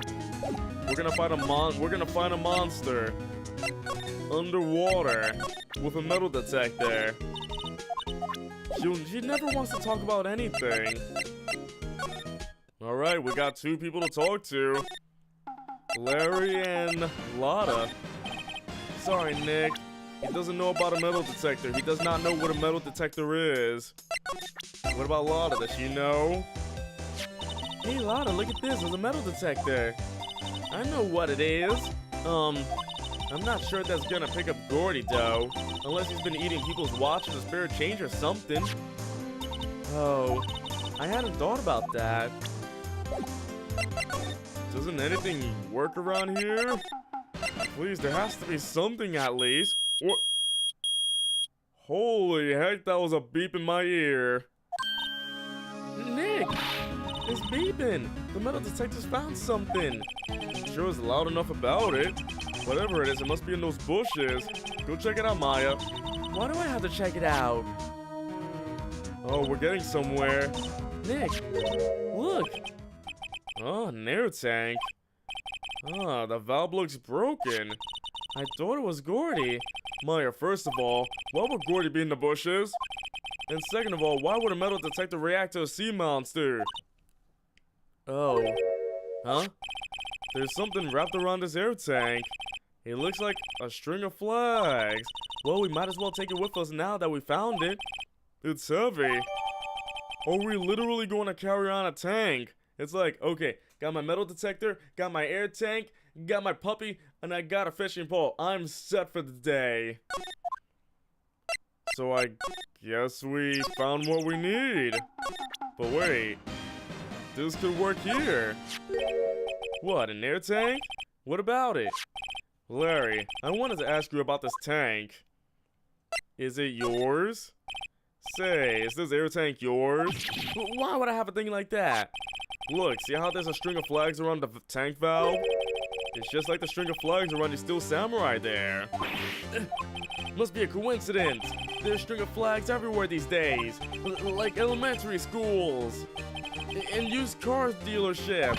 Lulu, why would I need a tank anyway? To go diving. You used this to go diving in the lake, didn't you? What? Why the heck would I go diving in the lake? Wait. You're not saying I had something to do with that murder? No, not at all, just... Hey, you watch it, buddy. I'm not saying anything until my lawyer gets here. Larry, Nick is your lawyer. Well, Larry, she's right. Anyway, I never seen that air tank. I know, he's acting very suspicious, isn't he? Extremely suspicious. Yeah, right. Larry is hiding something I can tell. Maybe I can try the other option? I don't think he wanted to... Is it yours? Let me try the other option. Schools and car dealerships. You used this to inflate that, didn't you? Inflate what? What else? That big puffy Steel Samurai. Then now why would you go asking me a question like that? Looks like I hit the nail on the head. Right. Actually, see, the compressor I always used was on the fritz, so I tried using the tank to inflate it just once, and it didn't go so well, as I suspected. It didn't go so well? Yeah. Do you think you could be a little more specific? Come on, look, it's embarrassing, so I really don't want to talk about it. Tell us. Fine. Whatever. It's like what I said, the compressor was busted, so I took the tank and tried to fill the Samurai up with that. And then... it flew away? The valve busted open and made this incredible noise. And that tank there took off like a rocket. And it took my poor deflated Steel Samurai with it. What? Off into Gourd Lake? It sure scared me out of my gourd, that's for sure. Wait a minute. A bang? So the tank and the Steel Samurai you were trying to fill up flew away. What happened next? Well, all that happened on the 20th or so. The 20th, a week ago. Now, as far as I can see, that tank went flying out into the lake. So I went out every night in the boat looking for it. I mean, Fiance gave me that Steel Samurai and all. And when did you find it? Just the night before last. There it is. It flew way out there. It took me 4 whole days to find it. The night before last was the night of the murder. Sorry for not telling you, Nick. Actually, I was here on the night of the murder. But you see, I went home before midnight. So you didn't know about what happened? No. That's too bad. It's not all bad. We've solved one mystery at least. A mystery? Maybe we should go tell her. Ah, that big bang she heard. It was this. Yeah, but I have to say I know exactly squat about that. It's painfully easy to know when something doesn't catch Lala's interest. What do you... Alright, fine, we'll talk about it. Well, Mr. Lawyer, I've got the info y'all need. You got the scoop on Gordy for me yet? We found him. Huh? Gordy? Oh, we found him already. What? I haven't seen any monsters yet. Yeah, y'all for real? Gordy really exists? Wait, I need proof. You got a photo? Of course I have proof. No fair, Nick. It was when I went to the bathroom, wasn't it? That's when you made contact with Gordy. Enough jabbering already. Let's see your proof. The air tank. Larry's air tank? What are you doing with an air tank? This is Gordy. Excuse me? Well, what exactly are you saying, Nick? There's a stand near here, a hot dog stand. There's a giant inflatable samurai doll there. About a week ago, an idiot, who happens to be a friend of mine, tried to fill it. Wow. He used his air tank, and when the valve blew, the tank flew into the lake. Apparently, it made a pretty loud bang when it flew. Bang! Look, there's Gordy right there. The tank along with the still deflated samurai fell into the lake. At that same time... What? At the same time, this was a huge coincidence that the steel samurai fell into the lake with these creepypasta couple taking a photo. A couple was taking a photograph of the lake. This photo. Wait, so you're saying that Gordy is really the steel samurai? Well, that's a fine way to ruin a gal's dream. I'm sorry, Lotta. Nah, it's okay, you win. I'll give you your info like I promised. Poor Lotta. I know I've ruined the girl's dreams. I'm always ruining girls' dreams. Yeah. So tell us this information you have. A promise is a promise, I guess. I overheard the cops around here saying something about the witness tomorrow. CB, it's not the first time I make girls sad. It's a gift of mine. A really horrible gift of mine.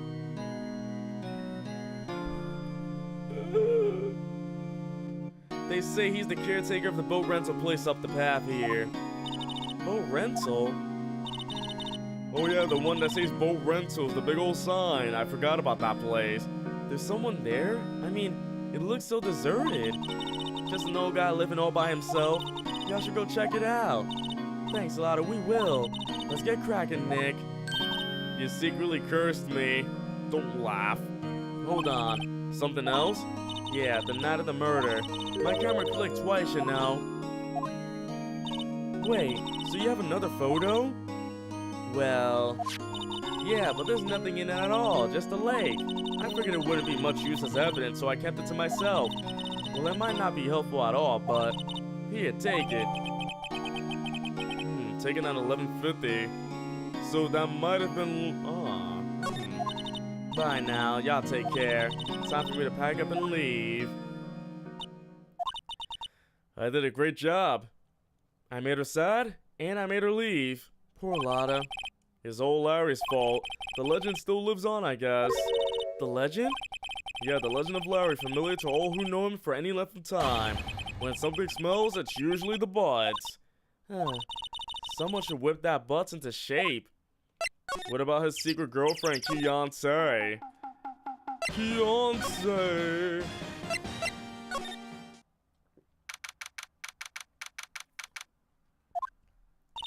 Hey, Nick. This is the boat shop that Lotta was talking about. You're right. Doesn't seem to be anyone around at all. Well, let's go check it out anyway.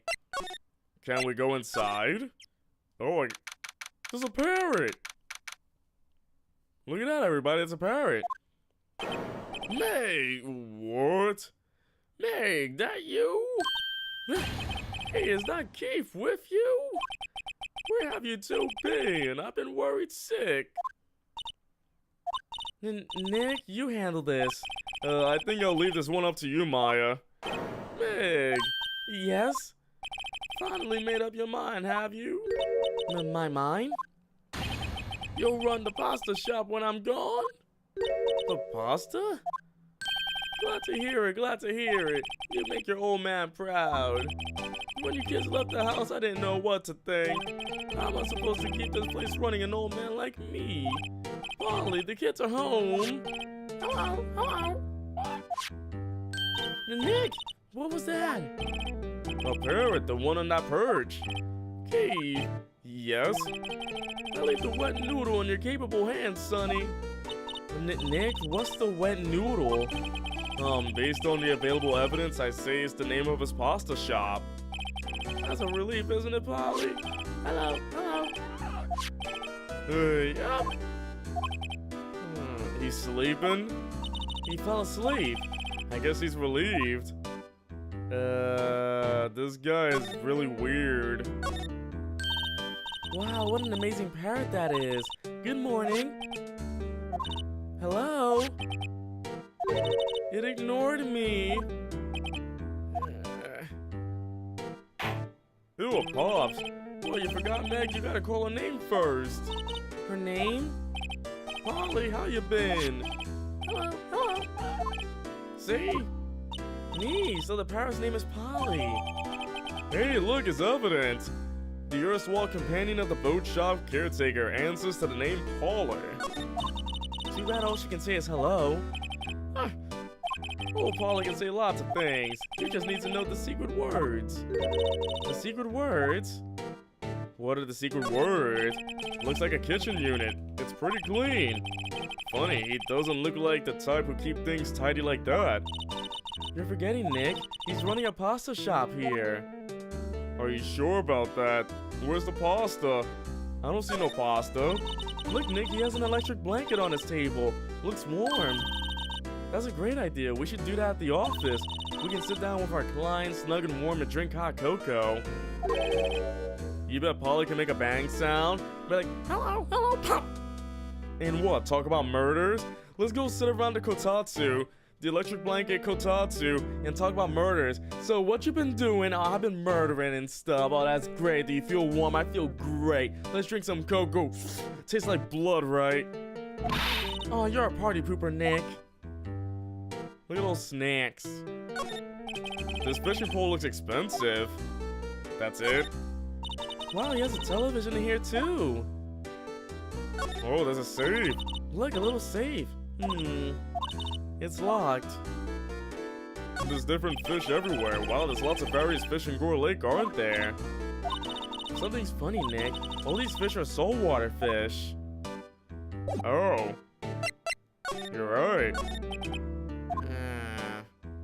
Wake up! A pasta shop?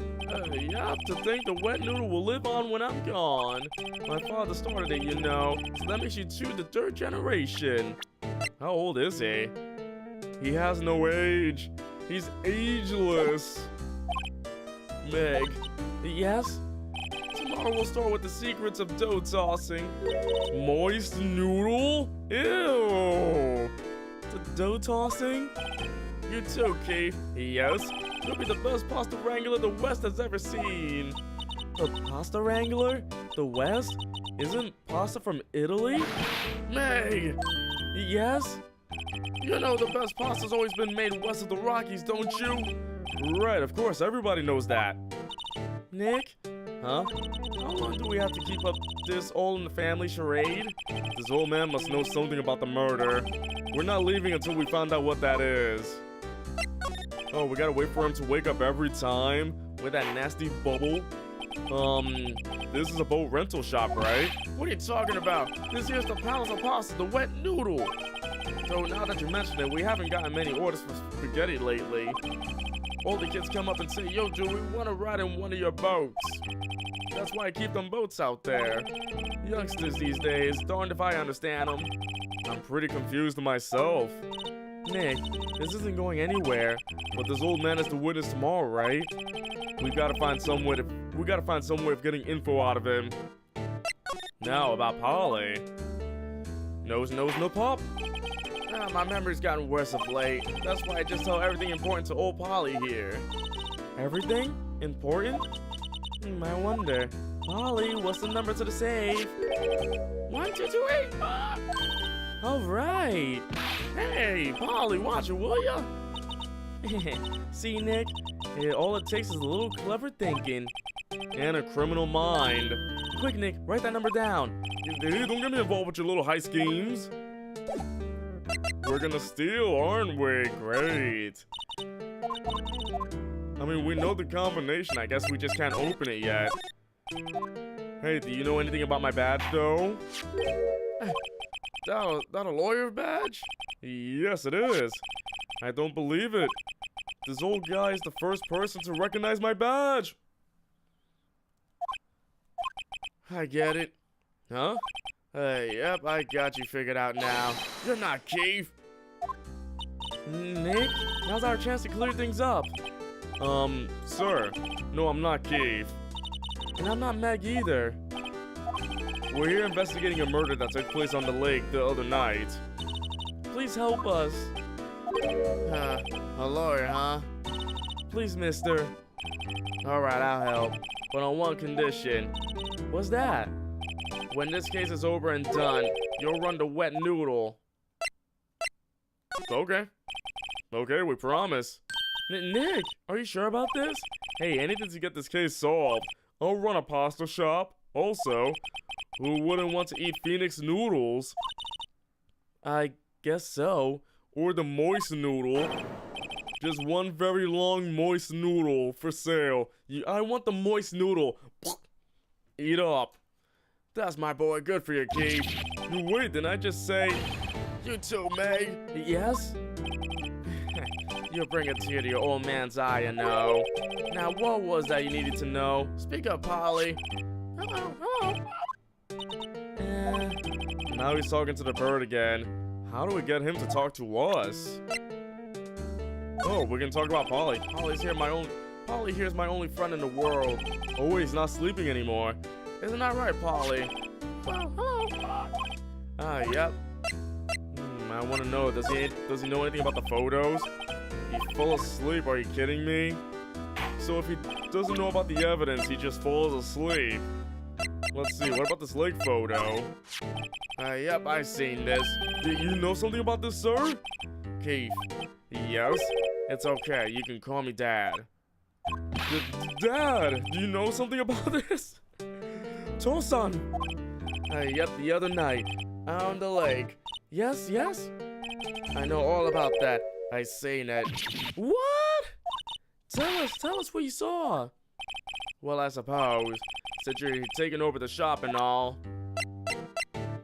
Do you know anything about Misty Faye? Nope, he does not. All he knows is about the murder, Polly, and moist noodles. You know about Gordy? Nope. Well, that was quick. You know about Gordy? No. He is a very difficult man for sure who likes to sleep, just like me. Hey, take a look at this pistol. He doesn't like the pistol, though. Alright, what you saw? I forget the time, but it was pretty dark outside. Probably naughty, yup. It was after midnight, but okay. Then I heard this bang, so I looked outside. Then I heard another one, bang! But somebody fell in the water. A little while later, this boat comes back. Then a young man walked by my window here. He was muttering something to himself, yup. What did he say? Yup. I forgot. I'll remember tomorrow by court time, promise. We need to know earlier than that. You know what? Little Terry was just here. Terry? Yep, that kid next door. You always used to make him cry, remember? Great, I made a girl cry and now I made a kid cry. What's next? Am I gonna make the parrot cry? He was wearing this tattered old coat, got himself some whiskers growing out of his face. He must be talking about Gumshoe. He comes up and tells me to come down to court tomorrow. Really? Somehow I don't think we're going to get much useful info from this guy. Maya, maybe we should be leaving. I think you're right. Oh wait, I have one more question. Huh? Polly, have we forgotten something? don't forget the L6. Wait, what? Uh-huh. What did she just say, Nick? One more time, Polly. Don't forget the L6. What? The parrot knows DL6? Hey, I mean Dad. This is getting weird. Who is this old guy? Why would that bird Polly know about DL6? We have to figure out who that old man is. Oh, what? He locked the door from the other side. Who could that old man be? I think I need to do a little more research on this DL6 incident. Let's go talk to Gumshoe, okay? Maybe Gumshoe might know something. Wait, does Larry know about a parrot?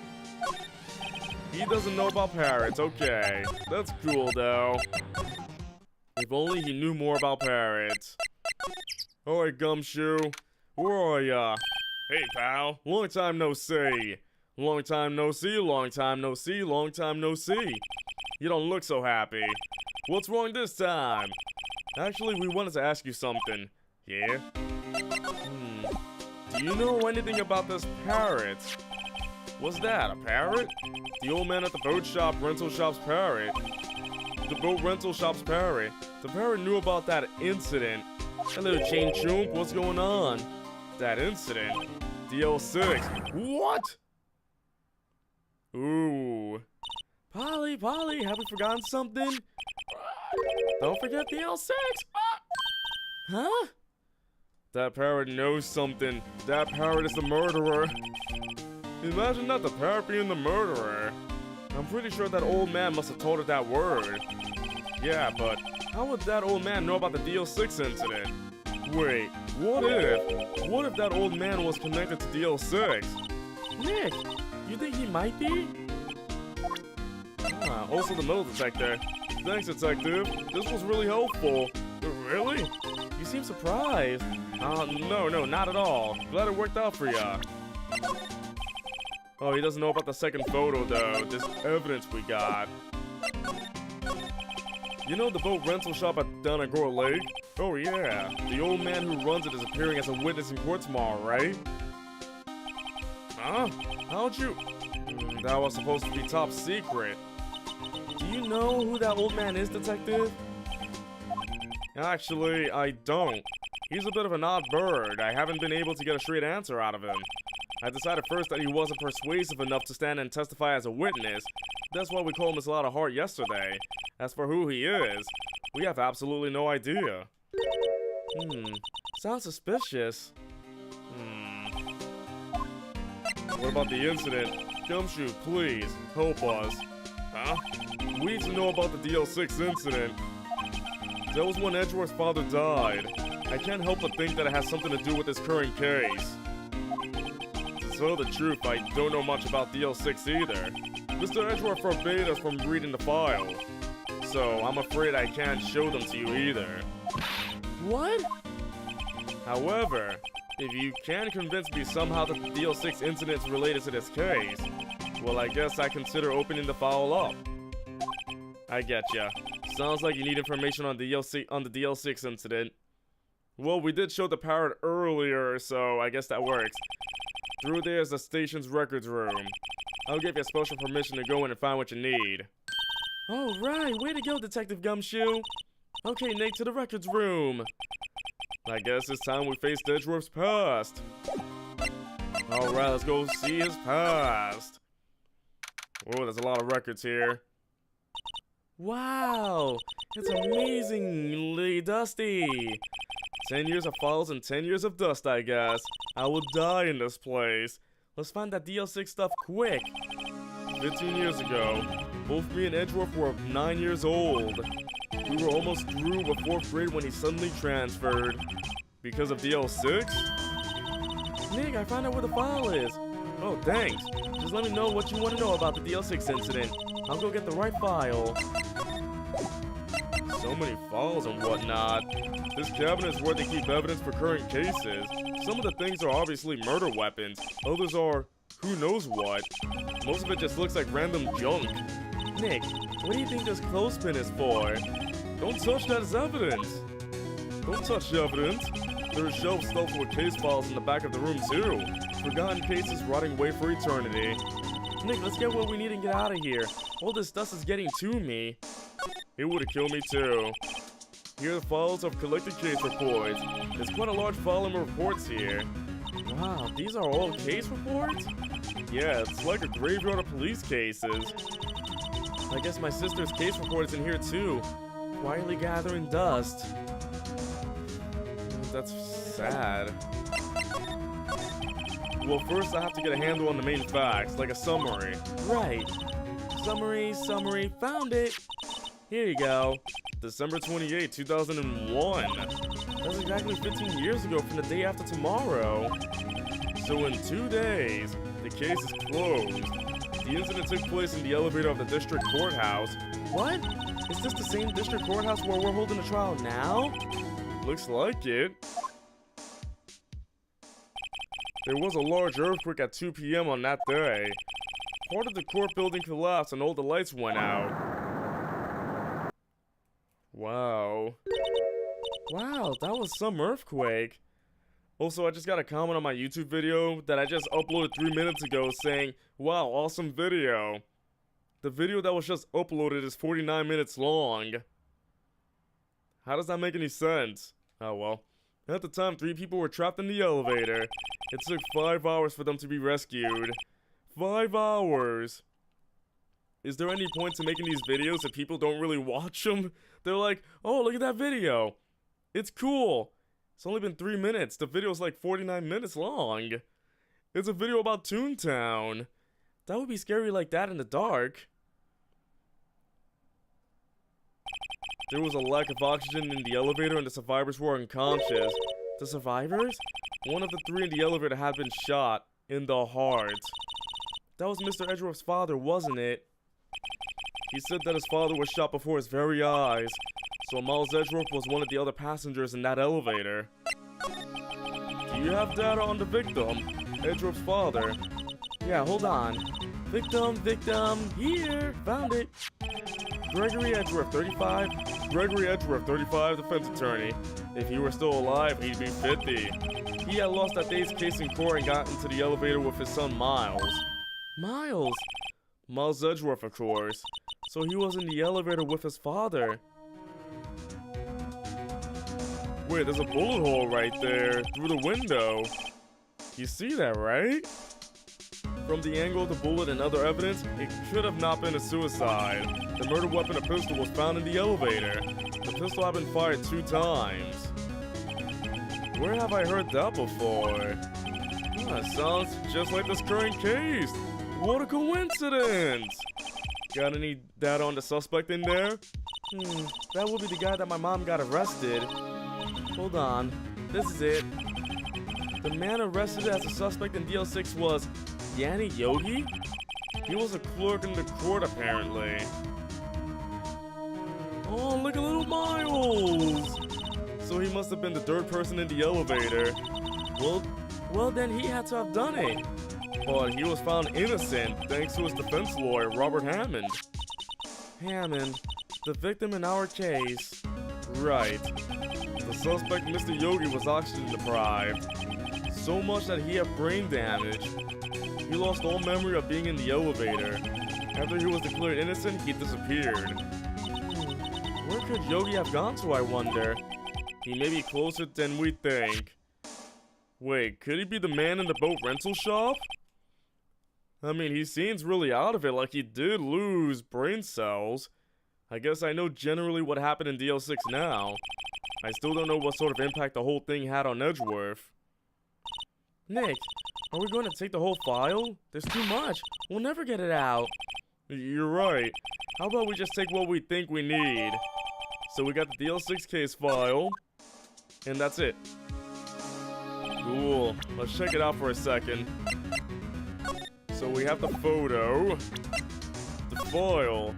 The date was December 28, 2001, the elevator of the district courthouse. Air in an elevator was oxygen depleted at time of incident, no clues found on the scene. Victim was Gregory Edgeworth. Defense attorney trapped in an elevator returning from a lost trial with son, Miles Edgeworth, age 9. 1 bullet was found in the heart. The murder weapon was fired twice. The suspect was Yanni Yogi, court bailiff, trapped in an elevator with the Edgeworths. Sounds like a sitcom, the Edgeworths. Memory loss due to oxygen deprivation. After his arrest, fiance Polly Jenkins committed suicide. Polly?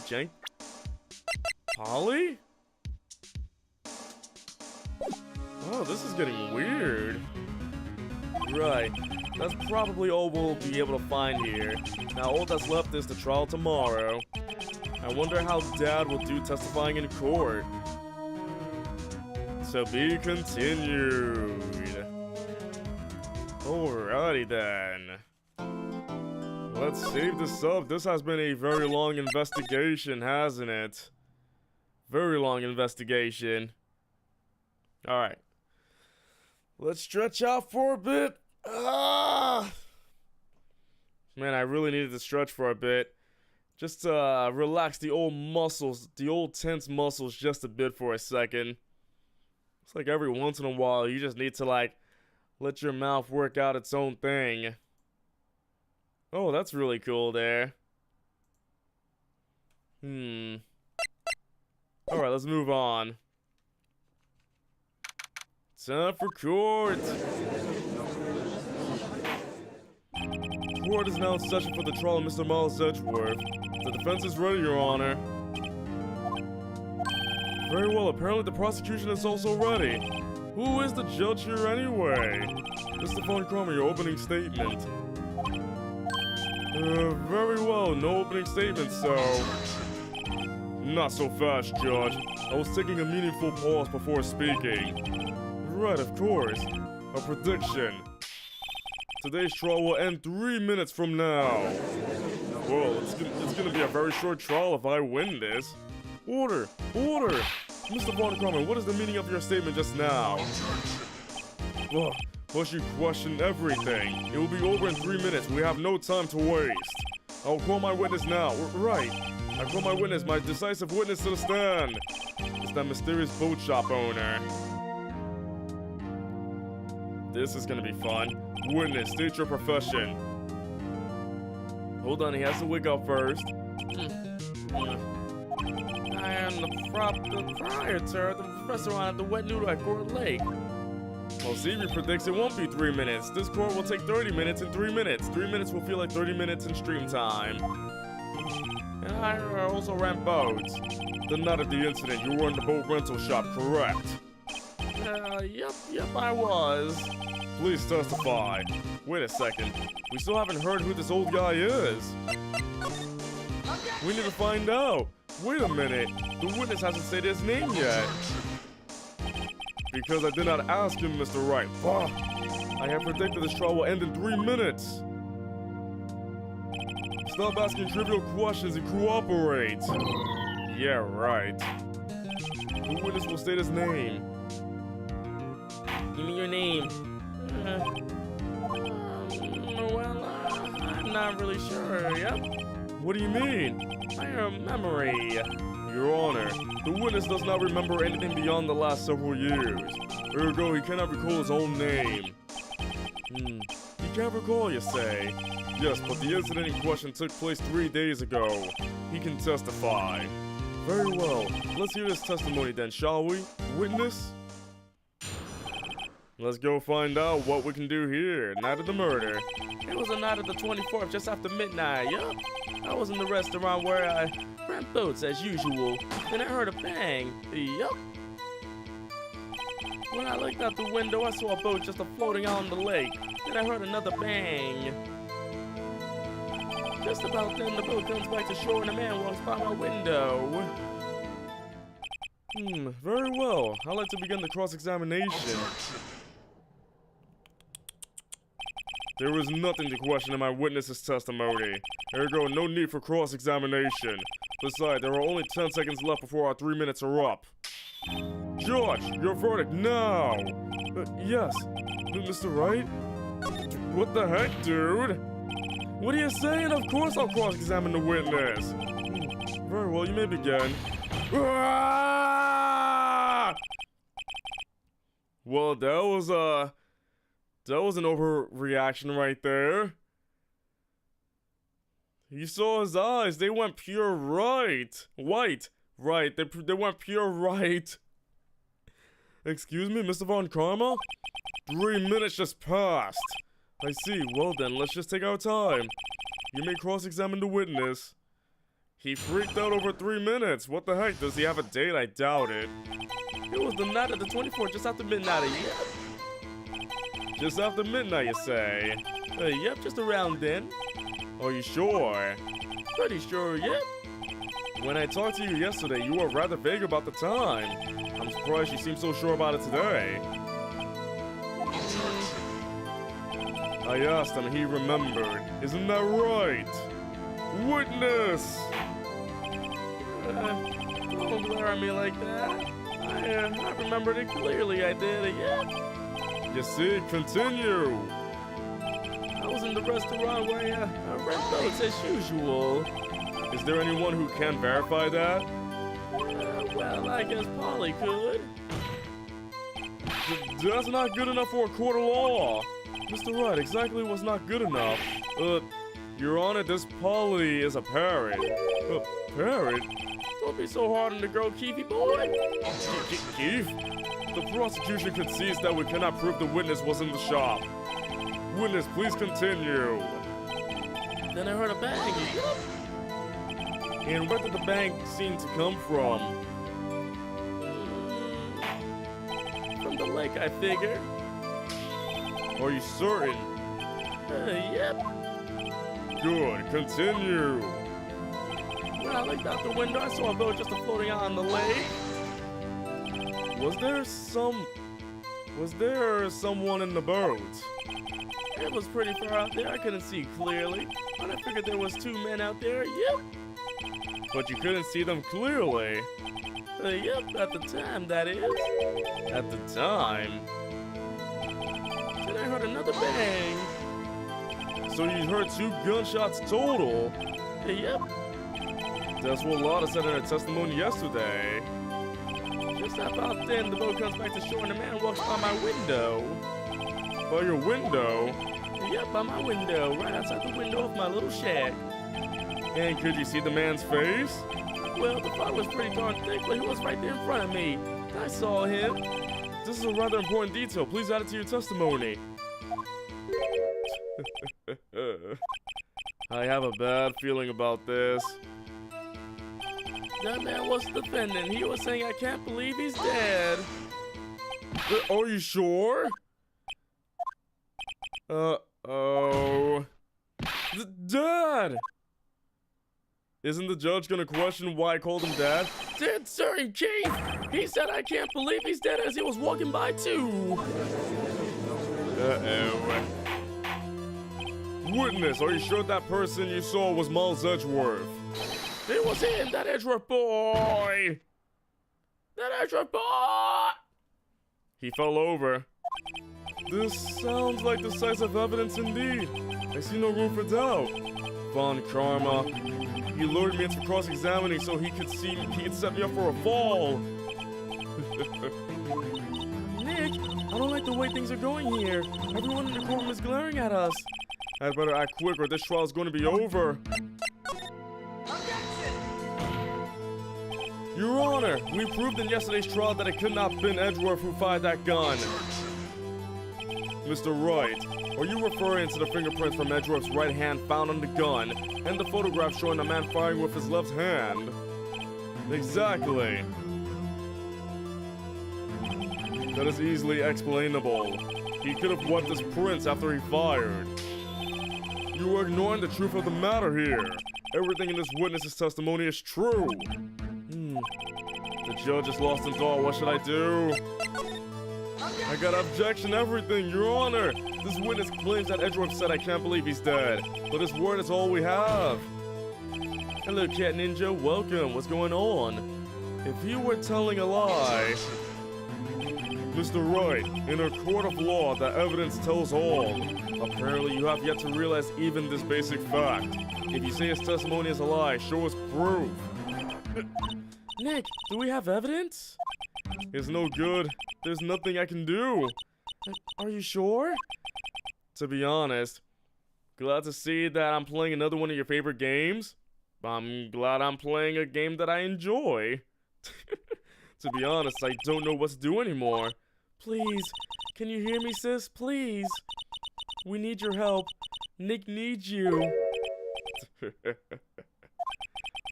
minutes was perhaps too high an exception.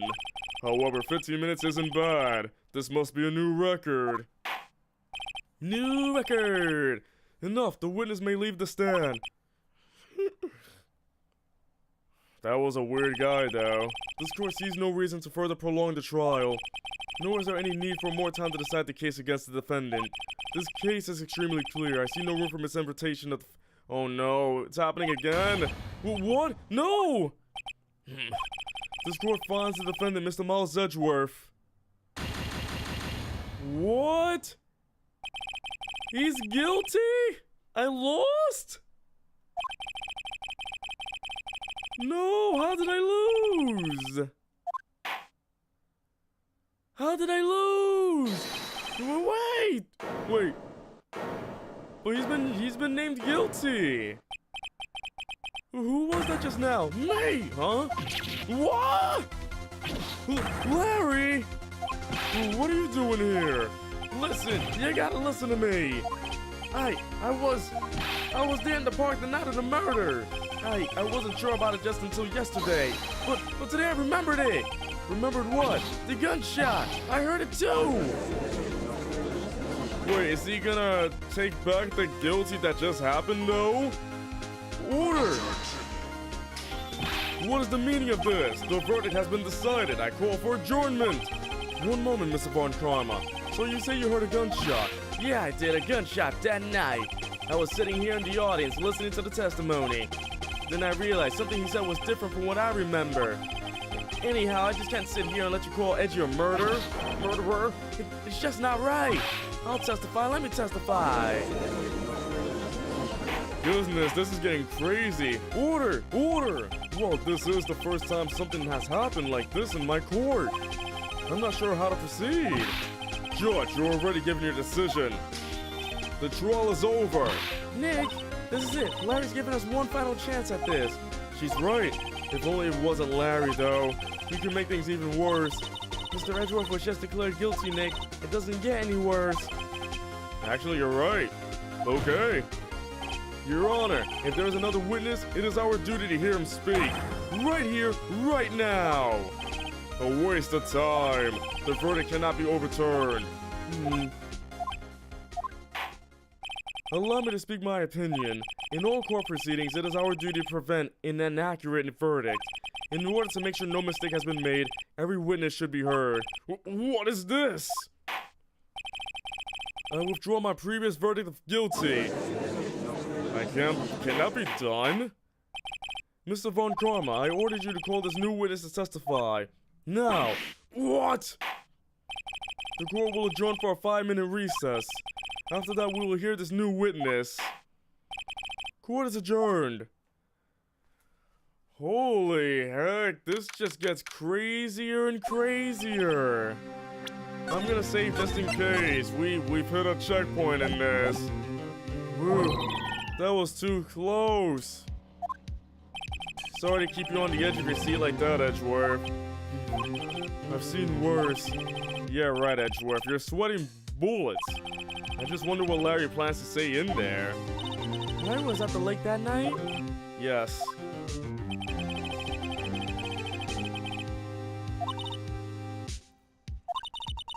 And he found the balloon in the air tank that night?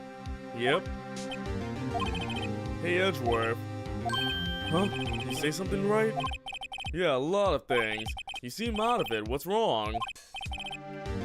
It's nothing. Mr. Edgeworth, there's something I've been meaning to ask you. What's that? Why are your fingerprints on the murder weapon?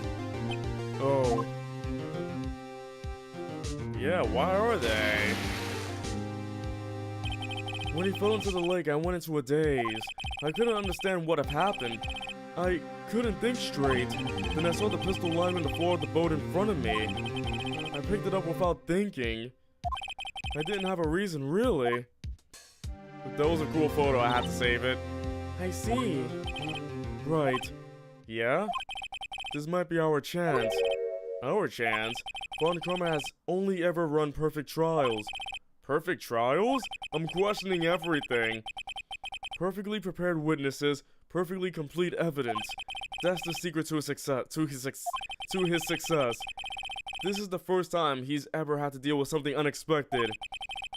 He has to let someone he hasn't even talked to testify before the court. And that someone is Larry. What are you getting at? It's likely his testimony will be full of holes, right? That's right, Nick. No 10-minute trial this time. We'll milk this one for all it's worth. Hey, it was 15 minutes. 15! Everything's on Larry now. Can we trust Larry? Let's find out. Time to go back to court. It's been 35 minutes so far in court. Court is now back in session. Witness, please testify to the court about everything that you saw on the night of December 24th. Right, leave it to me. Please, Larry, don't mess this one up. I hate to admit it, but you're our last chance. Von Karma didn't even have time to prep his witness. I just hope Edgeworth is right about this one being our big break. Will it be? Let's find out from Larry. That night I was out in a boat on the lake. I was looking for something and I found it. So I quietly slipped the boat back in the rental place shop. Then, just as I was thinking about going home, I heard this bang. I looked out over the lake, but I didn't see a boat. So after I heard that single gunshot, I went home. That was an unusually vague testimony, even for this court. In any case, Mr. Wright, you may begin your cross-examination. Yes, Your Honor. What's wrong, Nick? It's Larry. I have no idea what he's gonna say if I press him. I'm a little scared. Well, we've come this far. There's no way to go before, Nick. Yeah, I'm also scared of that too. What could Larry say? We'll find out.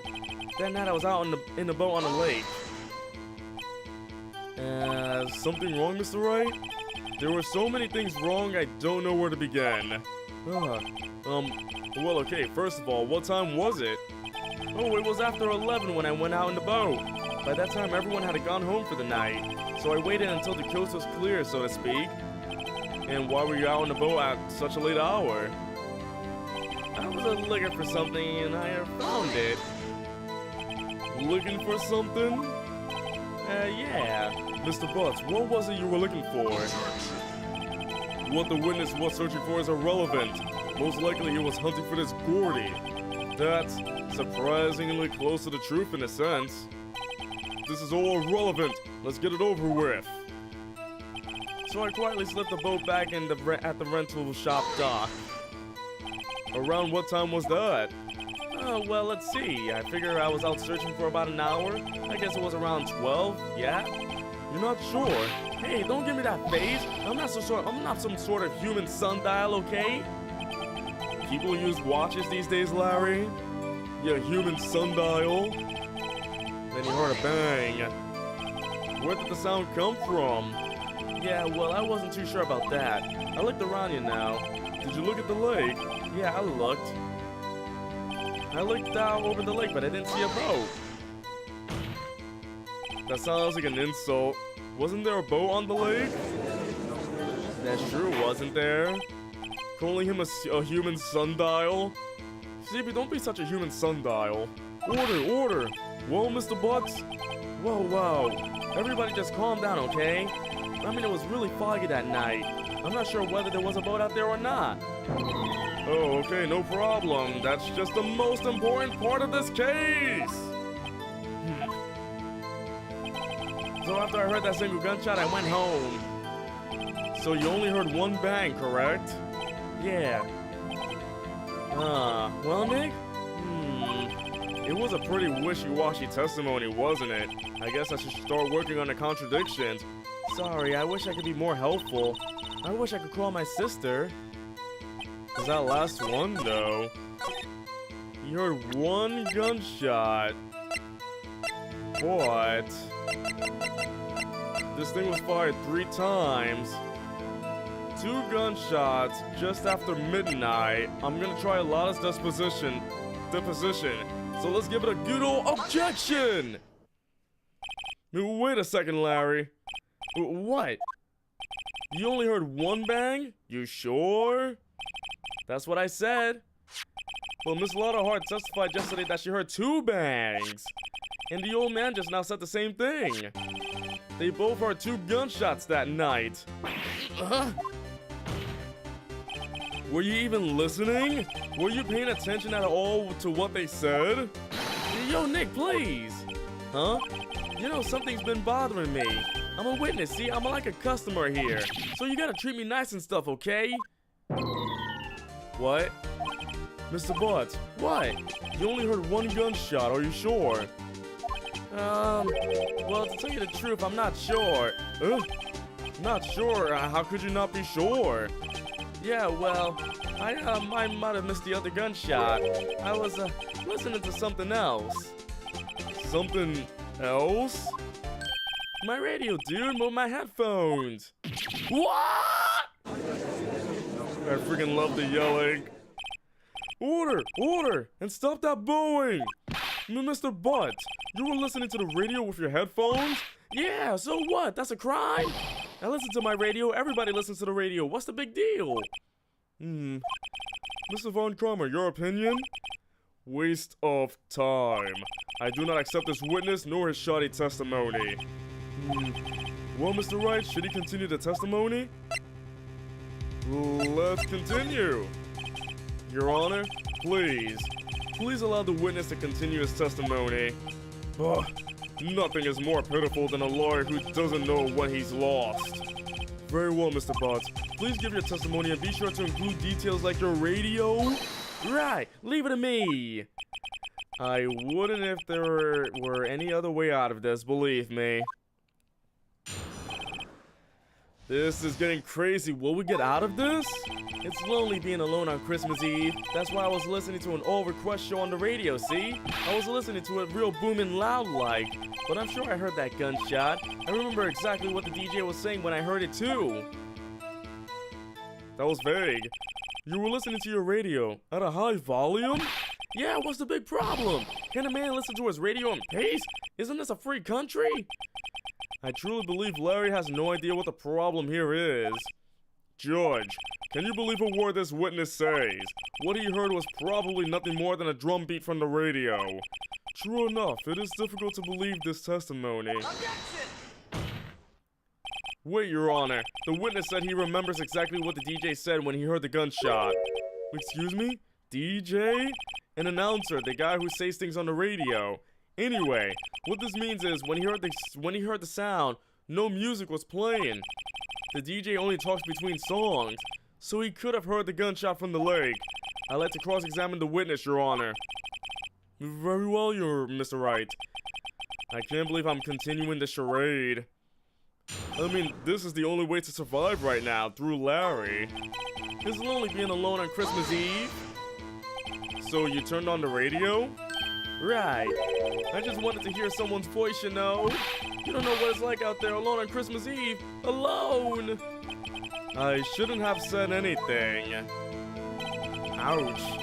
That's why I was listening to an old request show on the radio, see? Do you by any chance remember the name of the program you were listening to? Imagine if you had to depend on the least dependable person. Stevie? This has nothing to do with the case, Your Honor. Objection sustained. This witness was listening to the radio. That is all we need to know. Tell us, Mr. Butts, how loud was your radio set to that night? I was listening to it real booming loud like. Real booming loud? Yeah, you know. And you had headphones on? Yep. I wouldn't think you could hear anything going on outside at all. But I'm sure I heard that gunshot. Can you prove that? No, of course you can't. Nah, I couldn't prove it, but I remember that moment real clear. I mean, while I was talking about it, it came back real clear to me, you know? I remember exactly what the DJ was saying when I heard it too. What did she say? Mr. Wright, please cease these pointless questions.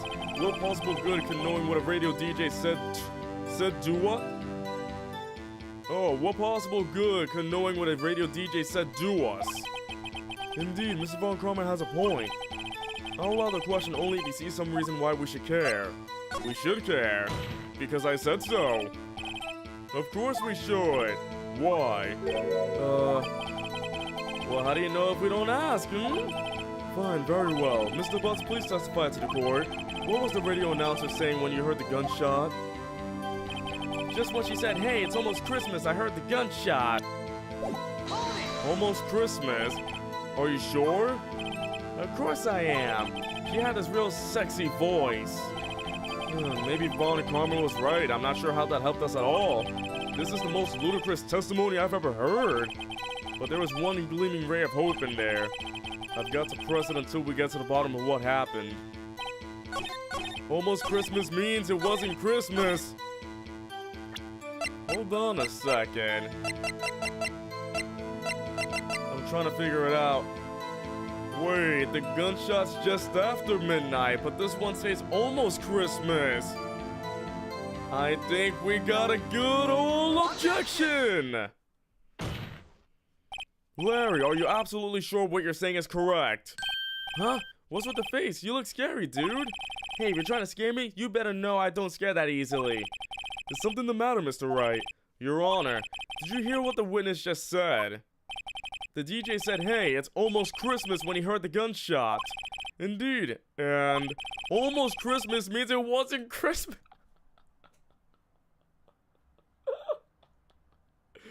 There we go. That's a line in law now. Almost Christmas means it wasn't Christmas. Do you realize what this means? When he heard the gunshot, it was still Christmas Eve. That would seem to be the case, yes. But that contradicts the two testimonies we have heard so far, Your Honor. Both Miss Hart and the old man said it was after midnight when they heard the shots. In other words, when they heard the gunshots, it was already Christmas.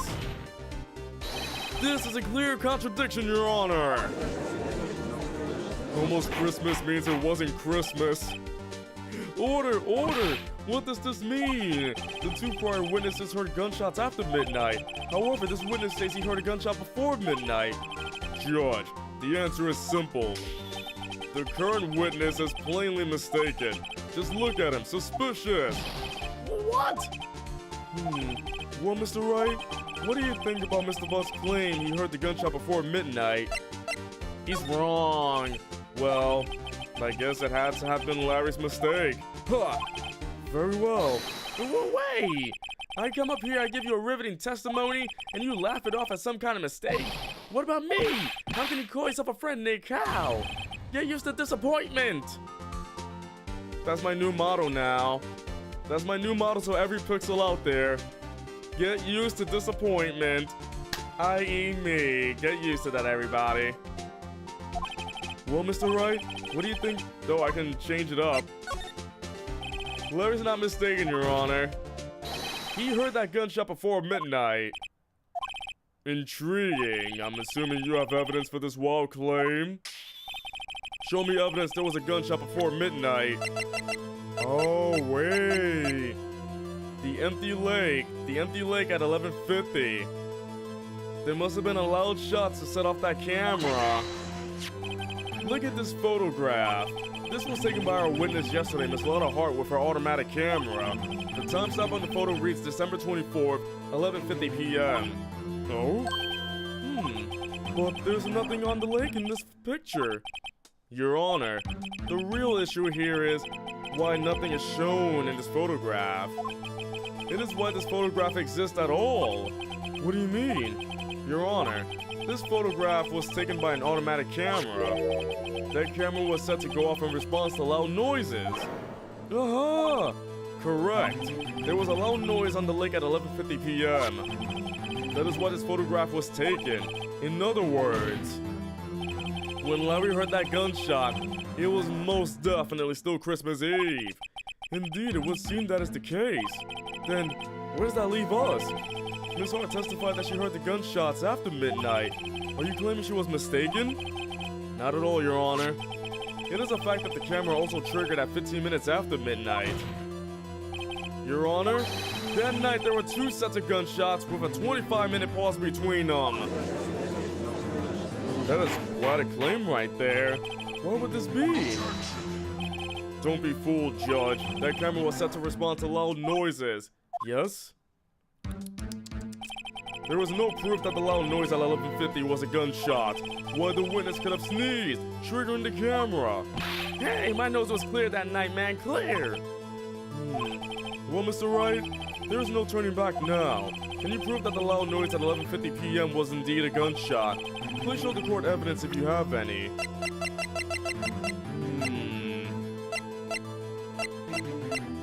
Let's see here. The lake photo, that was after, that was before. The pistol was fired 3 times. Can that be used? This is my evidence. The murder weapon? Something about this pistol is bothering me, Your Honor. Both of the witnesses who testified yesterday heard 2 gunshots. However, the murder weapon was fired 3 times. When then was the last fired shot? Only now have I realized the truth. That 3rd shot was the shot Larry heard just before midnight. Here we go. Order! Order! The autopsy only tells us it was shot from a meter away, so I don't think the autopsy would work. I would just get penalized. That would make sense of the evidence we've seen so far. However, this leaves me wondering exactly what did happen that night on the lake. Exactly. If this is true, there were 2 sets of gunshots, separated by 25 minutes. One at 11:50, another at 15 minutes after midnight. Why, ask you, why? Oh, I better think of something quick. Wait a second. Gunshots separated by 25 minutes? Ah! Well, what's wrong, Nick? I have it! I have it! Huh? Remember the case with the Steel Samurai? Huh? Yeah, of course I remember. The murderer in this case had the same ID as the murderer in that case. What do you mean? Maya, Yes? if we don't figure this out now, we'll never overturn Edgeworth's guilty verdict. I've got a hunch and I'm gonna run with it. Right. I mean, is this safe? Safe? We've already gotten a guilty verdict. We have nothing to lose. You just watch and let me know if I see anything that sounds fishy, okay? Right, Nick. Your Honor. Yes, Mr. Wright? The testimony just now has cleared up this entire case. What do you mean, Mr. Wright? So, you finally realized the truth. There can be no other murderer here than Miles Edgeworth himself. Wrong, Von Karma. A man was shot that night, but it wasn't Edgeworth who did the shooting. Listen, rookie. Take a deep breath and consider the facts. At the time of the murder, one boat was on that lake. This was shown by the witness's photograph. The defendant Edgeworth and the victim Robert Hammond were on that boat. I love how they keep showing that gun like, you just got shot, everybody! You got pranked! There was a gunshot fired on that boat and Robert Hammond fell into the lake. The distance of the shooting was 1 meter. It couldn't have been suicide. Well, the guilty party has to be none other than the man on the boat. The other man on the boat. I admit, it is hard to imagine any other possibility. Yes, but this assumes that the victim was shot at 15 minutes after midnight. What do you mean by that, Mr. Wright? We have photographic evidence of the time of the shooting. The time stamp on the photo says 00:15, but Larry heard a gunshot 25 minutes before that. Robert Hammond was killed then, 25 minutes before the shot on the lake. That's the only way that Edgeworth could be innocent. Mr. Wright, are you quite mad? Explain who the 2 men on the boat were. Edgeworth and the murderer, Edgeworth and Hammond, the murderer and Hammond. I'm gonna say Edgeworth and the murderer. Of course it was Edgeworth and the murderer. After the murderer killed Robert Hammond at 11:50, he assumed the guise of Mr. Hammond and met Edgeworth. Oh, we're getting somewhere now. What? Are you serious? Yes, Edgeworth won't tell us why he went to the lake that night. However, I have a hunch. That night, Robert Hammond called Edgeworth to the lake. Now, Edgeworth didn't know Robert Hammond's face that well. That's why he didn't suspect anything when the murderer took Robert Hammond's place. I'm not sure what to make of all this. Ludicrous! Mr. Wright, tell us the name of the murderer then. The murderer's name? Right, it's... Oh yeah, Miles Edgeworth killed him. Lotta Hart killed him, I don't know. Actually, I don't know the murderer's name. You don't know? Ugh, again, you waste my time.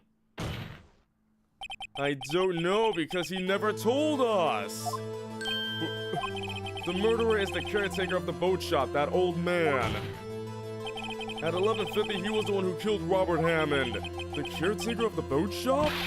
Where did he do this? There weren't any boats on the lake then. Why would he have to go all the way on the lake just to shoot someone? May I suggest that the real scene of this crime was not on a boat? What? Well then, where did the murder take place? Where did the murder take place? The real murder took place in Lotta Hart's car! In the boat shop, I bet. Here, of course, the boat shop where he lived. That way he can meet with the victim without seeing anybody. Without anyone seeing. Do you have proof that the boat shop was the scene of the crime? Recall Larry's testimony if you will. He was moving around in his boat. Look at that fast-moving boat. That night he was out on the lake in a boat, searching for something. Then he came back, he finds it and returns the boat. Then, just as he's starting to head home, he hears a gunshot. He heard a gunshot, Your Honor, even though he was wearing headphones at the time. In other words, the gunshot was very, very close by. And where would that be if he just returned the boat? The boat shop. Mr. Wright, what happened that night on Gourd Lake? Please tell the court from the beginning. Yes, Your Honor. Nick, are you sure about this? Not really. But I think if I start at the very beginning, and I take it slow, I might just be able to figure this out. That night, the caretaker of the boat shop called Robert Hammond to the shop. Oh, Polly! Polly has to witness everything like that? This was around 11:50. That was when the gunshot that Larry heard was fired. After that, the caretaker put on Robert Hammond's coat. He became Robert Hammond. Robert Hammond is only Robert Hammond thanks to his coat, not his look or anything, just his coat. Then he got in the boat with Edgeworth and went out into the middle of the lake. Then, who fired the pistol on the boat, Mr. Wright? The caretaker, of course. Of course, it was the murderer who shot the pistol. He shot twice, both missed Edgeworth on purpose. Wait a minute. Yes? Why would he shoot twice if he didn't mean to hit anyone? Details. Know this, Mr. Wright. The moment you run out of explanations is the moment you lose. Tell us why the murderer had to fire twice. I'm gonna say to create a witness. I believe he shot twice to create a witness, Your Honor. Create a witness? The murderer lifts his pistols and fires one shot. That ensures that anyone who heard the shot will look at the lake. Indeed, Miss Hart did exactly that after hearing the first gunshot. Next, the murderer waits a bit and he fires again. Then... Oh, the murderer jumps from the boat himself, leaving the pistol in the boat behind him.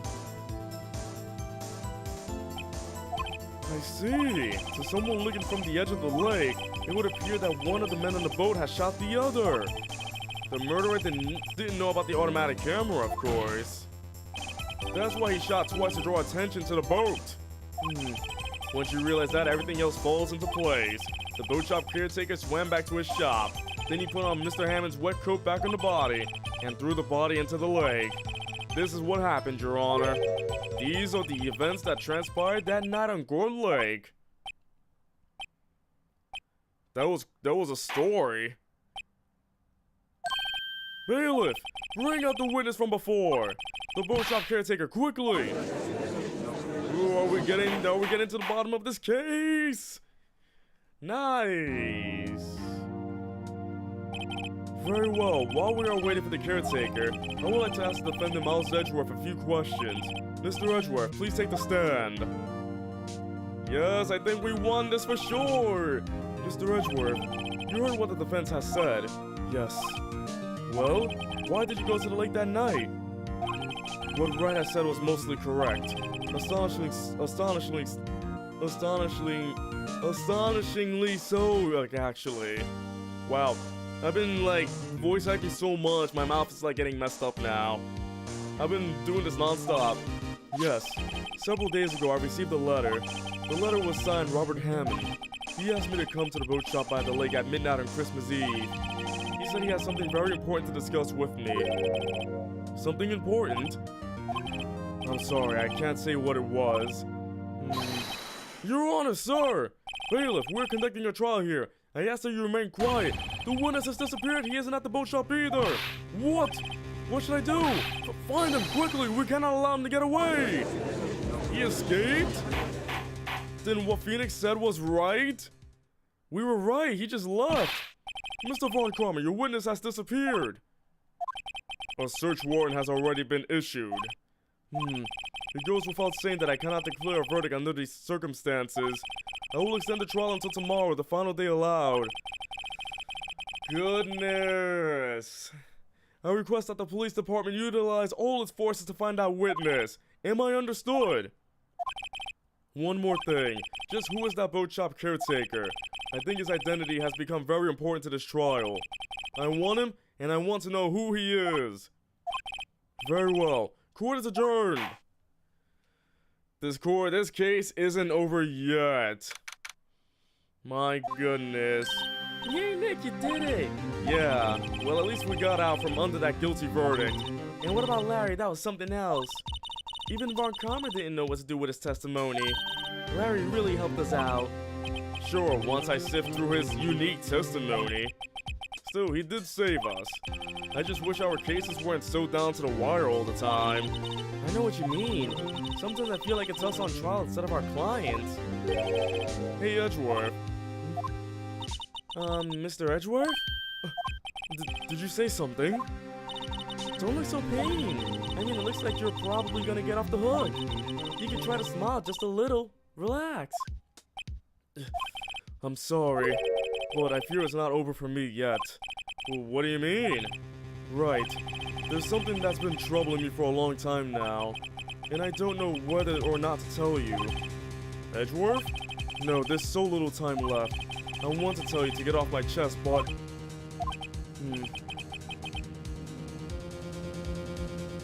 That motorcycle out there, wow. I can't make up my mind. What is this about, Edgeworth? It's a nightmare I've had. A memory of a crime that I committed. A crime you committed? A memory of a murder. Oh. To be continued. And we will continue this next time. Thank you everybody for watching today's stream. I hope you enjoyed what we had so far. My voice is pretty much shot again. But until the next stream, everybody, I will catch you all next time. Bye-bye.